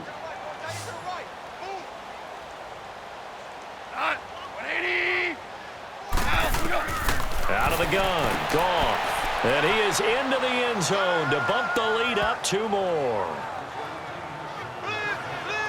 And the formula there on the 2-point try to go 5 wide. Not even the option to hand the ball off. They got it. They tried to create space, and there isn't a whole lot of it there. For the defense, what you're trying to do is make sure that if they're going to catch the ball, make them catch it behind you because they run out of space with the back line. But in this case, the offense figured it out.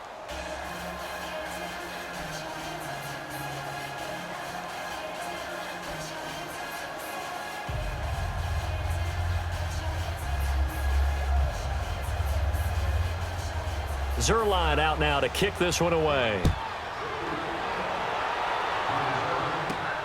And here's Lewis. And a good return as he'll be stopped just shy of the 30-yard line. Out onto the field comes New Orleans.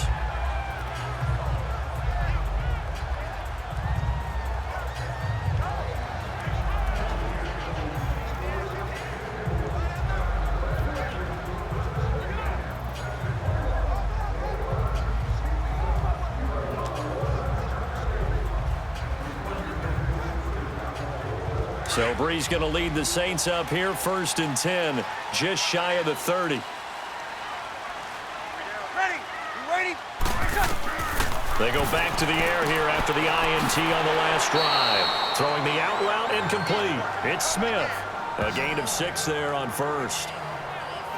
4th quarter, every drive so critical, and you figure may only get 1 more shot after this, so a touchdown's imperative on this drive. It is, but you also have to think to yourself in play calling, don't hold anything back. Don't save it for the 2nd touchdown. You got the 1st one for the 2nd one to even matter. 6 yards was the pickup on the last completion, so here's 2nd and 4. Ready? You waiting? Working from the gun, it's Brees. He started out having some troubles back in the first half connecting with his receivers. Really hasn't gotten a whole lot better. Yeah, he's at less than 50%, and you and I both know that just won't do. So I would think about spreading things out, putting it on the receivers, make them win those one-on-one battles on the perimeter and find their way open. Now they face a 3rd down and 4 after that incompletion on 2nd down. Shotgun now for Brees. And the 3rd down pass falls incomplete. You can tell they were hoping for a flag there offensively. Several on the sideline motioning, hey, why not a penalty? Why not a penalty? What did you see? Yeah, I think you've got to let them play, and the officials are instructed. If there's contact coming from both sides, no flag. Let them fight it out. And forces 4th down.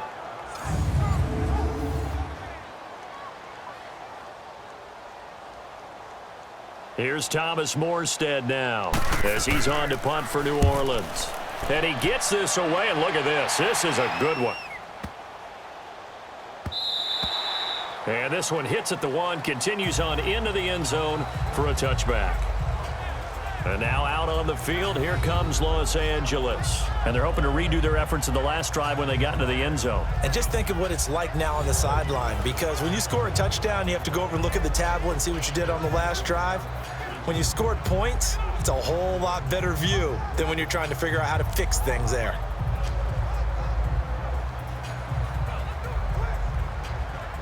Goff will lead the Rams up here, 1st and 10 at the 20.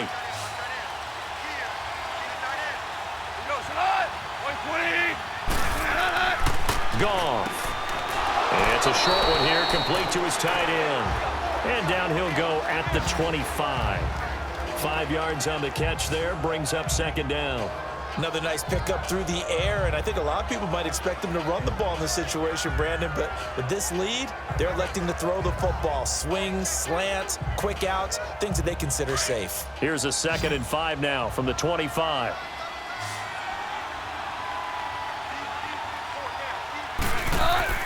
A play fake to Gurley. Now Goff. He can't get him down, and he'll slide down to avoid the contact. Give him 11 yards that time and a new set of downs.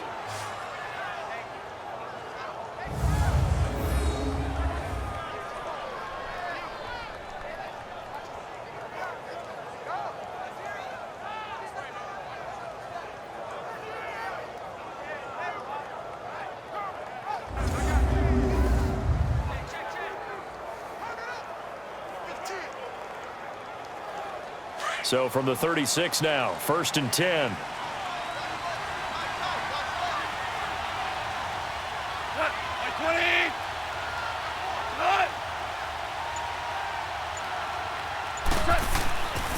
Now Goff will hand this one to Gurley.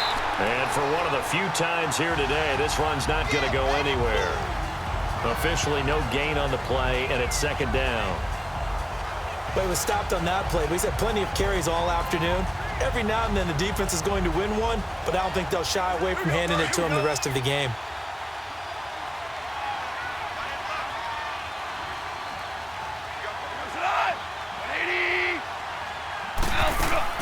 Another carry now for Gurley. And a good swarm to the football defensively as they get him down at about the 40. Give him 3 yards, and now they're left needing a conversion here on 3rd and 6. Bottom line, they want to keep this clock rolling, so they'll take that one right there. They just want to keep falling forward, and they want to put the onus on the big fellas up front in order to bring this one home.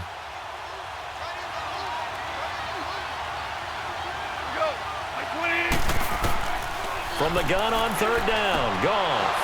And got him in. It's Woods. And taking it across midfield and inside the 45. They call his number again. It's his 6th catch and a 1st down. He's been the go-to guy. They needed a big play there on 3rd down. Went his way. It worked out. Doesn't matter whether they've scouted it or that they think he's going to get the ball. He has a knack for finding his way open and completing the connection.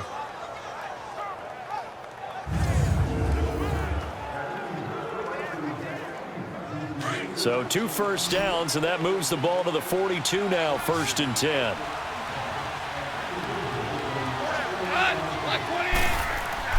On 1st down, Goff. Got his man complete over the middle. That's Reynolds. And they'll wind up getting this one all the way down inside the 20. A really nice gain of 25 yards. These guys are running offense like you drive. The pedal is down, stomp down. How about that? Back-to-back completions. They are rolling. So much for being conservative and running that football.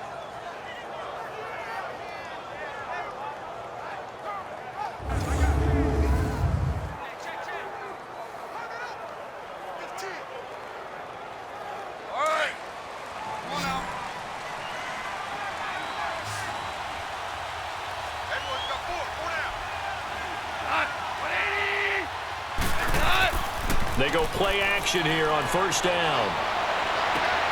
And it's complete. He's got it in the end zone. Touchdown, Rams. Jared Goff with his 3rd touchdown pass of the afternoon. And the Rams add on to their lead. They were still throwing with a comfortable lead here late, and now that lead even more comfortable. And your first thought is there bad blood that went into this one ahead of time, that maybe they're seeking some revenge or they just don't like them? But the other thing that always hits me is, are they worried about playoff positioning, right? Are they worried about, do you need enough points in case there's a tiebreaker that comes into play later? Zerline good with a PAT. And the decision to just kick the extra point winds up successful. So that drives 7 plays in length. And it winds up with a touchdown for Los Angeles.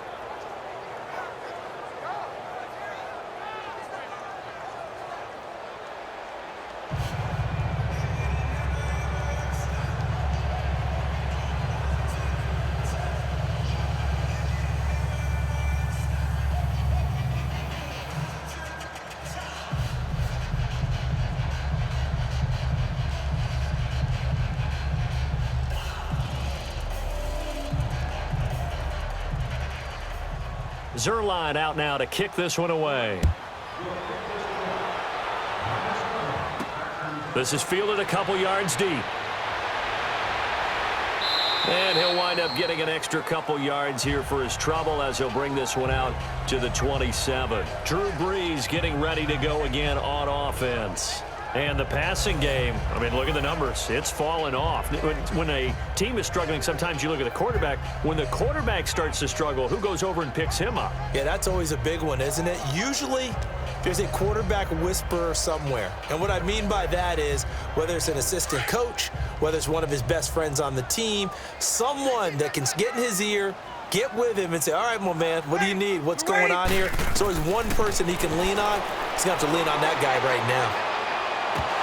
And it pops free. The collision there jarred the ball loose and brings up second down. I hope I don't sound too rah-rah on that one, but that's the exact right throw. Either your receiver gets it or no one gets it. Give him a lot of credit for being really precise with it. Got rid of it. No one got it. 2nd and 10 now from the 27. Ready. We're waiting. Brees again here on 2nd and 10. He throws and he hits the slant route to Thomas. They'll get 9 there as that sets him up better for 3rd down. You can see the time and effort and thought that they put into their passing game because it was evident right there. It looks like a simple pitch and catch, but you and I both know that they have planned for this and worked hard to make it happen. The Saints on 3rd down. They've been stymied left and right, converted only 1 time. They need just a yard here. It's 3rd and 1. Ready. Yellow waiting. Now Brees. And that's complete. It's Watson. And the broken tackle helps lead to a 1st down gain. Give him 3 yards and a fresh set of downs. 5th catch of the game for him there. Yeah, and the tight end position is now becoming a volume pass catcher. It used to be occasional, right? Safety valve. Throw one to him every so often, but mainly they want him out there to block. Nowadays, an integral part of the passing game, and they create such great mismatches that they often become the leading receiver. So signs of life in what's been a dormant offense in this 2nd half. Here's 1st and 10. Ready. Brees now on 1st down. Sideline throw, it's complete. And a nice job there of keeping the toes inbounds. A good pickup there, 8 yards on the 1st down completion. If you're running out route, it's likely you're going to end up near the sideline. And what did we just see there? Toe tap. You got it. The benefits of practice. Toe tapping, foot dragging, picking it up, and making sure it was a catch. Facing a 2nd and 2 after that last catch, good for 8 yards. Ready. We're waiting. Brees to throw again. He gets it to Thomas. And he'll be brought down at the 48-yard line. Brees on the hook up to Thomas for the New Orleans 1st. It's a game of matchups, and that's why you take your receivers and move them around a bunch, especially your best guys. And when they work out of the slot, you often hear the coaches talk about how great it is because it gives you a two-way go. You can break out or you can break in. That makes it hard to defend.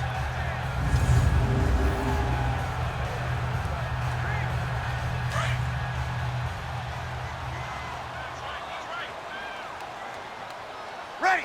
We're 90. On 1st down, Brees. Over the middle, that's caught by Meredith. That throw good for 4. It's 2nd down.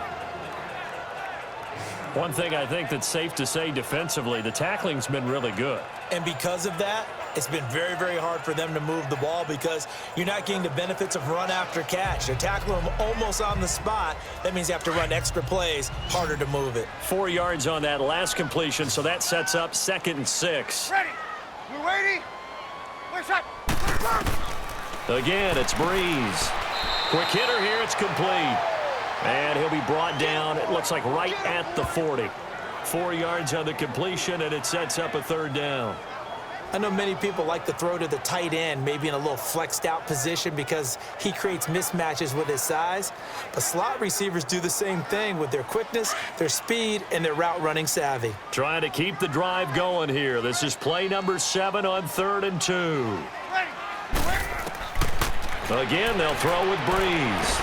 And he locates Josh Hill, complete. And they're able to get this one past the 30 to the 25-yard line. First target, first catch, and a first down. When this offense can get their tight ends involved, they can move the football. Here, a nice route, able to look it in, and picks up the first down.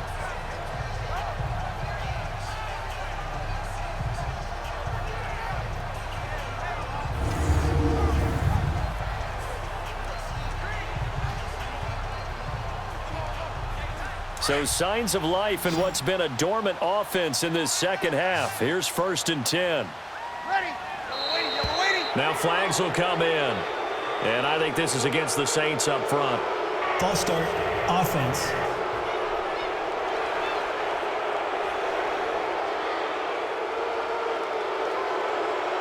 Still first down.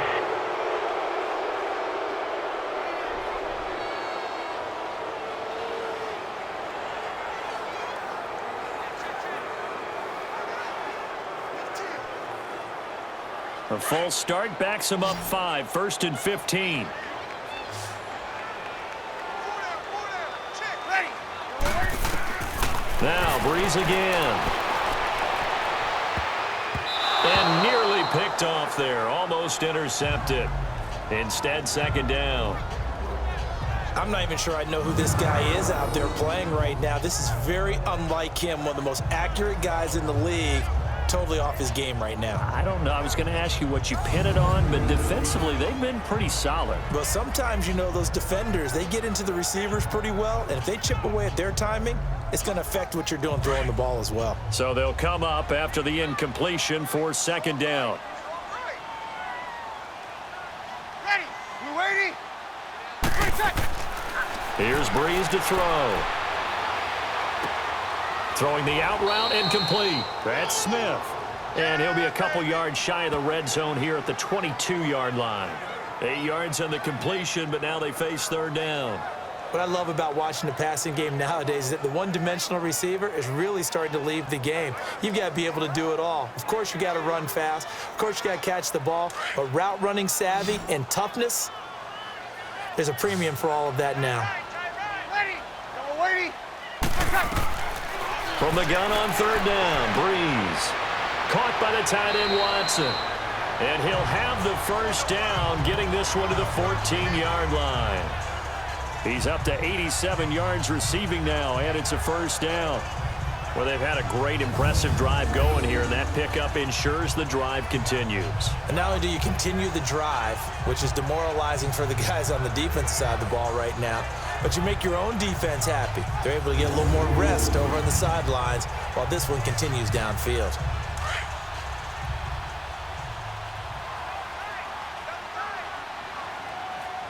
Ready.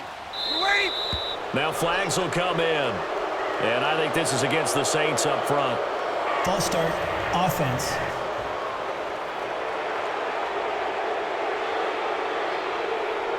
Still first down.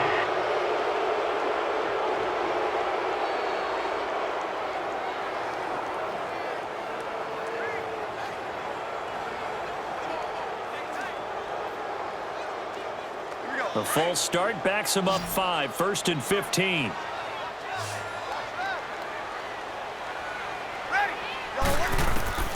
From the gun, it's Breeze. That's going to be caught at the 10-yard line. And he'll get it here to the 10-yard line. Give him 9 there on the first down completion. It is hard in zone coverage to stop a curl route because when they see it, they just try and find the open spot and sit down. Yeah, we always talk about finding the soft spot in the zone. What's the key to doing that? How do you do it? You have to read what the coverage is. Is it 2 deep? Is it 3 deep? Because then you know where the linebackers are going to drop, what spots on the field they naturally get to, and you find that open space, and then you're in sync with your quarterback. He should be reading the exact same thing, and they put the ball right on you. Call it a gain of a yard, and it's going to bring up 3rd and 5. Partner, we know today's NFL is really built around the guy throwing the football. But these short runs, they still pay dividends because they can take their toll on a defense, and they can add up as the game goes along. You control the clock, you control the ball, and that way you often control the game. Yellow waiting. Breeze going to throw. Probably the wise decision there. No one open. He just throws it away. And that keeps the field goal on the table as it's 4th down. And that drive was going pretty darn well. 3 previous times, converted on 3rd down. But on that one, the defense rose up and said, enough of that. A field goal does you no good, so they're going to stay out there and go for it on 4th.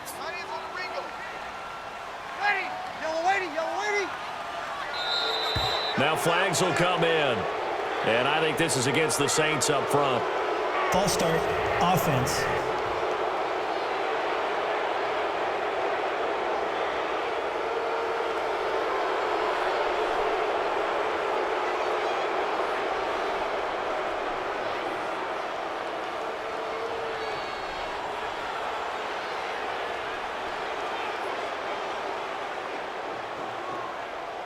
A critical one here if they're going to have any shot at this thing. So they'll go for it on 4th down. Ready. Waiting. Now Breeze got to have this one. And he's got it. Touchdown, Saints. As his guys are in for 6. And the Saints make some inroads here to that deficit. So a tiptoe catch back in the end zone, so tough to do, but he made it look pretty easy. Certainly did, and the back of the end zone is treated the same way as the sideline. You have to get your feet down in bounds for it to count as a catch. How about the backgrounds of some of these guys, though? Did they work on it? Maybe some of them were ballet, some dance, who knows? Yeah, you and I were talking the other day. I remember one of my favorite kids shows growing up. I don't know that I want to name it, but guys like Lynn Swan, they used to be on there showing their ballet skill. And you have to remember when they were kids and their parents were telling them to take the ballet classes, you know they were fighting them like crazy. But right now they're saying, thanks, Mom.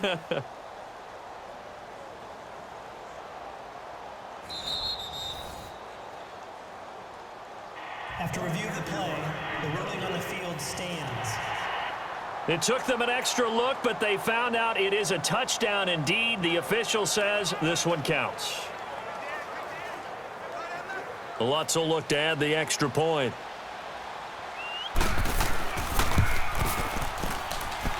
Lutz good on the extra point, and the lead will be cut down to 14.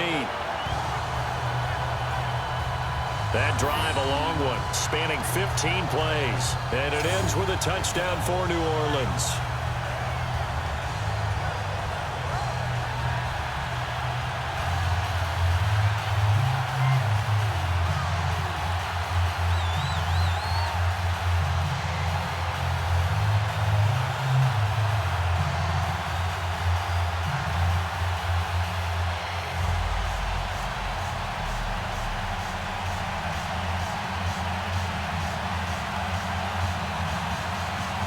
Two scores down, 3 timeouts left. Still a chance if they can somehow get this one back.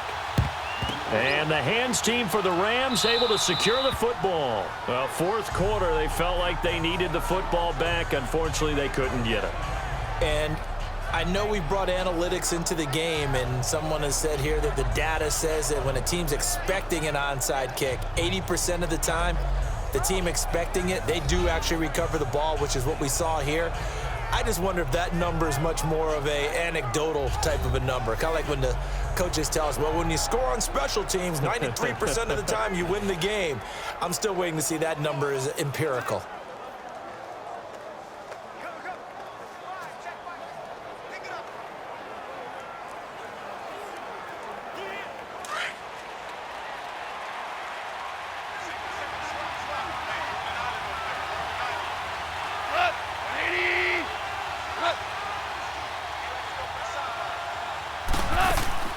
Now a play fake here on 1st down. And his throw's going to be incomplete. He was in search of his tight end, Tyler Higbee. And it's 2nd down. Sometimes the coverage is so good, no matter what you're doing on offense, you just can't shake anyone free.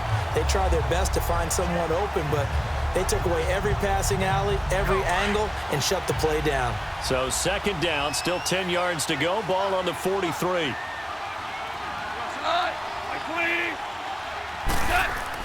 They go play action with Gurley. Now Goff. Over the middle, and it's incomplete. Robert Woods, former USC man, the intended target, and it's 3rd down. Well, not to get too overcritical there because he knows what he's doing, but his shoulders looked a little off kilter there when he threw that. I don't think you're being overly critical there. You're just analyzing it, and he gets those shoulders right. That pass will go from incomplete to complete. Now they face a 3rd and 10 after back-to-back incompletions. Out of the gun, Goff, and that's incomplete.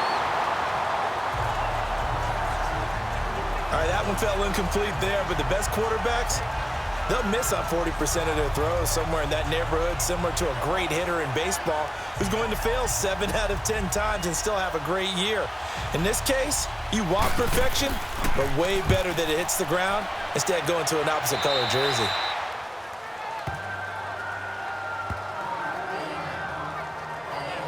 The Saints offense now, they get ready to head back onto the field. Last time they were out here, they had the benefit of good field position, led to a touchdown. This time, they're going to have to work for it. They are, but with that last drive that culminated in a touchdown, I think they carry that confidence into this one. Doesn't matter where you start with the football now, they have to feel great about their opportunity.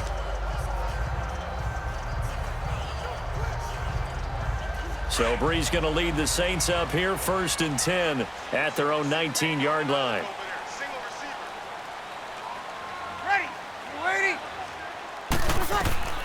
Brees now. Over the middle to Smith. And this one will go to the 28-yard line. Give him 9 there on the first down completion. They're giving those short little routes. Tackled him in bounds, too. They're just not wanting to get beat over the top. Yeah, and if you can't really get downfield, take the short routes. But now you got to have guys who can actually break tackles and increase those gains. That last catch short of the marker by just a yard leaves him with a very manageable 2nd and 1. Shotgun now for Brees.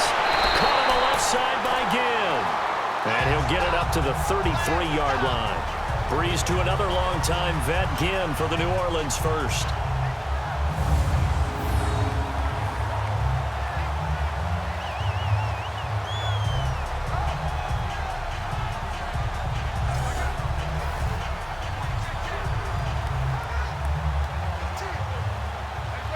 So they'll come up 1st and 10 now from the 33.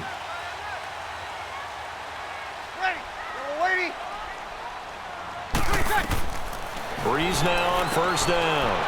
Oh, there's that man again. It's complete. And he'll get it out near the 40 to the 39. A gain of 6 there on 1st. Not a big window to throw. Coverage wasn't too bad there. Yeah, they had him under wraps pretty well, but somehow able to muscle his way open and catch the ball.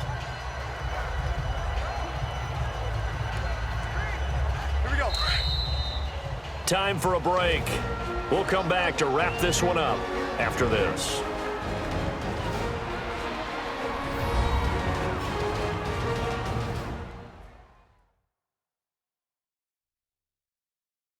So it's Saints football as we get you reset. And let's see what they've come up with offensively after having time to talk it over.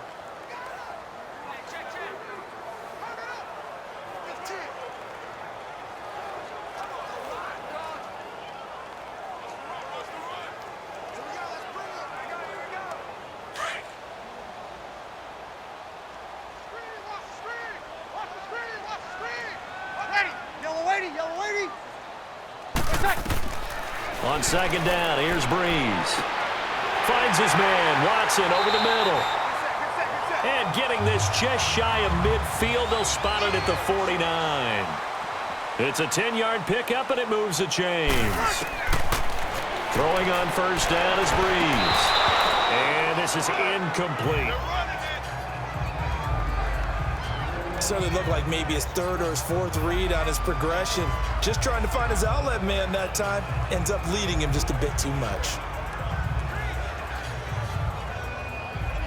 An incomplete pass on 1st down. That leads to a 2nd and 10.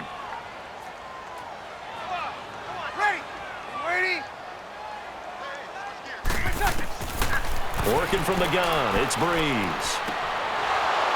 And incomplete there. A nice hit. Jars the ball free and brings up 3rd down. That would have been a great catch, but it's real difficult to hold on to it because it was contested all the way. Would have been a great play if he'd been able to haul that one in. Here we go. So back-to-back incompletions, and that has them staring at a 3rd and 10.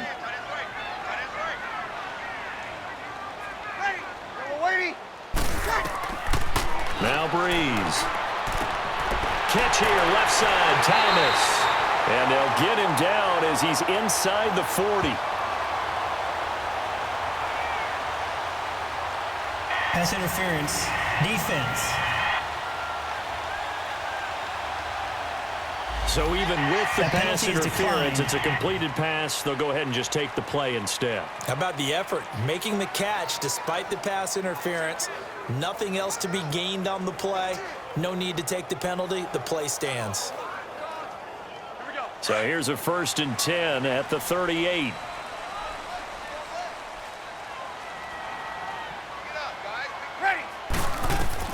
On 1st and 10, here's Breeze. Complete. Smith has it. And this time not quite to the 30. It'll be down at the 31-yard line. 7 yards, the pickup on the pitch and catch. To throw, it's Breeze. Over the middle, complete. It's Smith. That one good for 7 as this long drive continues and the chains move again. Breeze now on 1st down. It's brought in right side by Ginn. And down inside the 15, shy of the 10. They pick up 12 on the play there, and they move the chains. Breeze now to throw. He's got it. And he is into the end zone. Touchdown, New Orleans. Ted Ginn. A 12-yard touchdown grab. And the Saints have cut it back within a score. Okay, game on. Don't go anywhere yet. You got a 1-score game now. Probably going to rely on the onside kick coming up. Yeah, they have to. It's not a high percentage play, but it's better than not having a chance at all. And that's when you put your leapers and your flyers on one side, get that high hop, and hope that one of the guys can come up with it. And on the other side, get that hands team ready. No doubt about it. Lutz with the extra point. And now things get a bit more interesting here in this 4th quarter. A pretty long drive that time. 11 plays all told. And it all culminates in a Saints touchdown.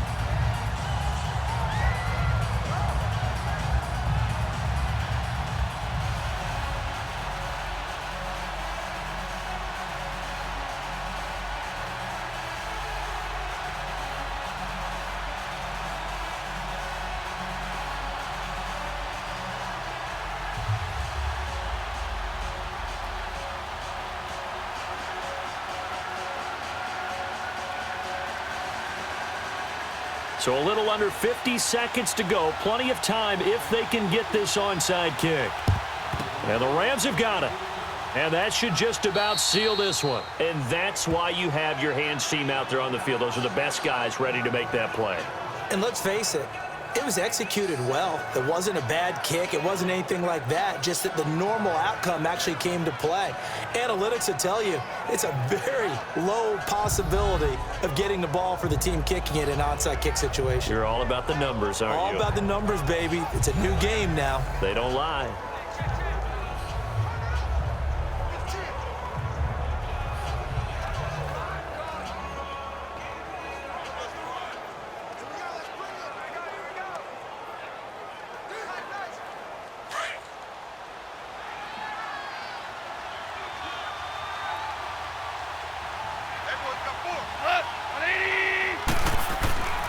Goff turns and gives to Gurley. And he's going to fight his way forward here for a modest gain.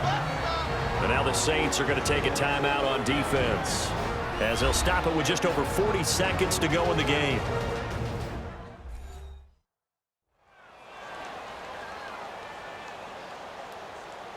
So the defense had a chance to catch their breath, and now they're back out and ready.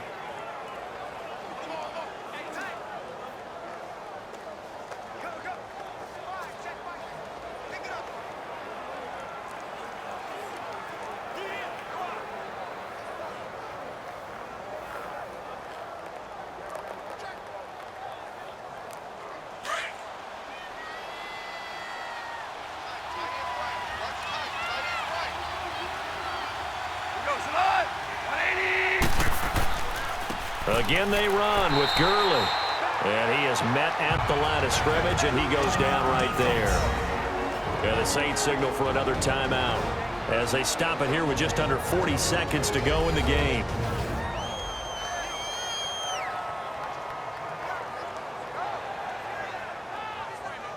The defense, they got a little bit of a breather. Now they're back and set as we resume play.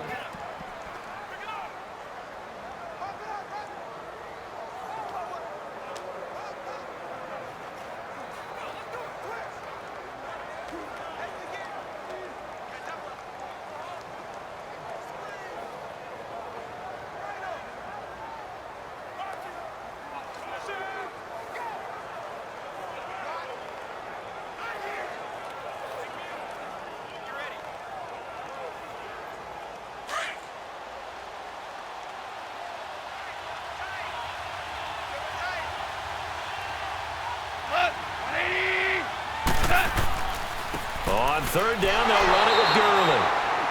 And now we're going to get a timeout here called by the defense, as it'll come with 36 seconds to go in half number 2.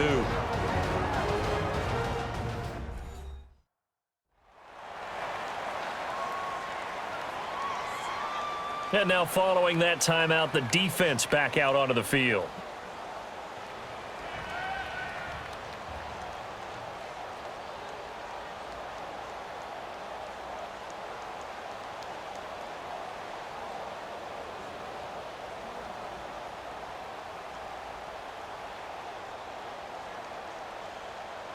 Here's Johnny Hacker now as he's on to punt for L.A. Oh, they come after him, and it's blocked. Now it's scooped up, and this is a live football. Well, they were ecstatic to get the stop and get the ball back. Now they get that punt block. Here we go. And what that play does is anyone who is teetering on the fence on their sideline, wondering about winning the game, it brings them squarely back on the side of, yes, we can get this done. And now you've got a great energy that goes throughout the team. Out onto the field comes New Orleans. One possession game. Time very much a factor. How does the offense handle this situation? Well, in a lot of cases, they should be somewhat relaxed. And I know that's counterintuitive because this is a pressure situation. But this is Friday practice every week of the season. You go over this situation, having to go downfield, limited timeouts, got to get out of bounds and keep the drive going and set yourself up. Defensively, you can't just lay back and let them do whatever they want. So it is a cat and mouse deal here. How much pressure will the defense bring and how much pressure can the offense handle? We're going to find out. Throwing to start the drive, but that one incomplete. He couldn't quite hold it. Got hit. Ball pops out. Incomplete.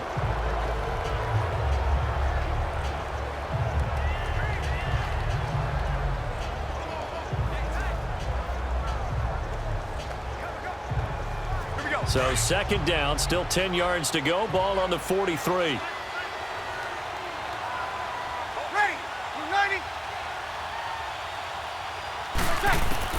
He'll look to throw. And this time he's got the hook up. It's complete. And they're able to get this one past the 30 down to the 25. They got 18 yards out of that one, and it gets him a new set of downs. And he clocks it with just 10 seconds left. And it's incomplete. And now we're down to 10 seconds.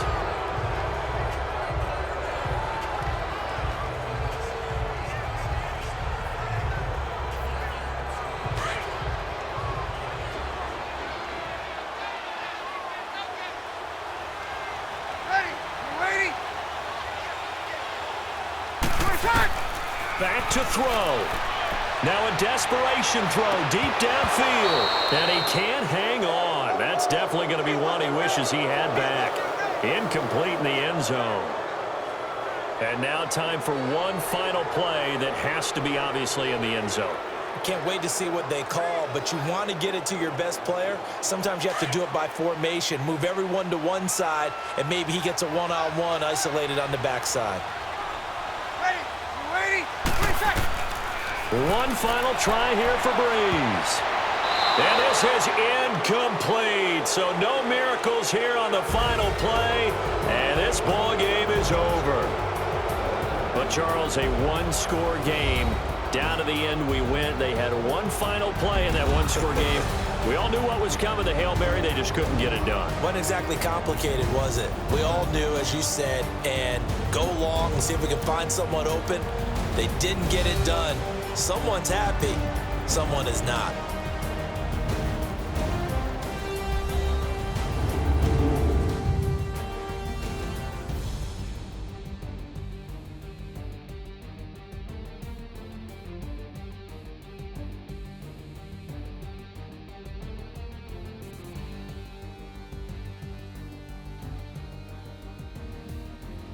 So that's a wrap for Charles Davis. I'm Brandon Gaudin, and this has been a presentation of the NFL on EA Sports. For more, check us out at easports.com.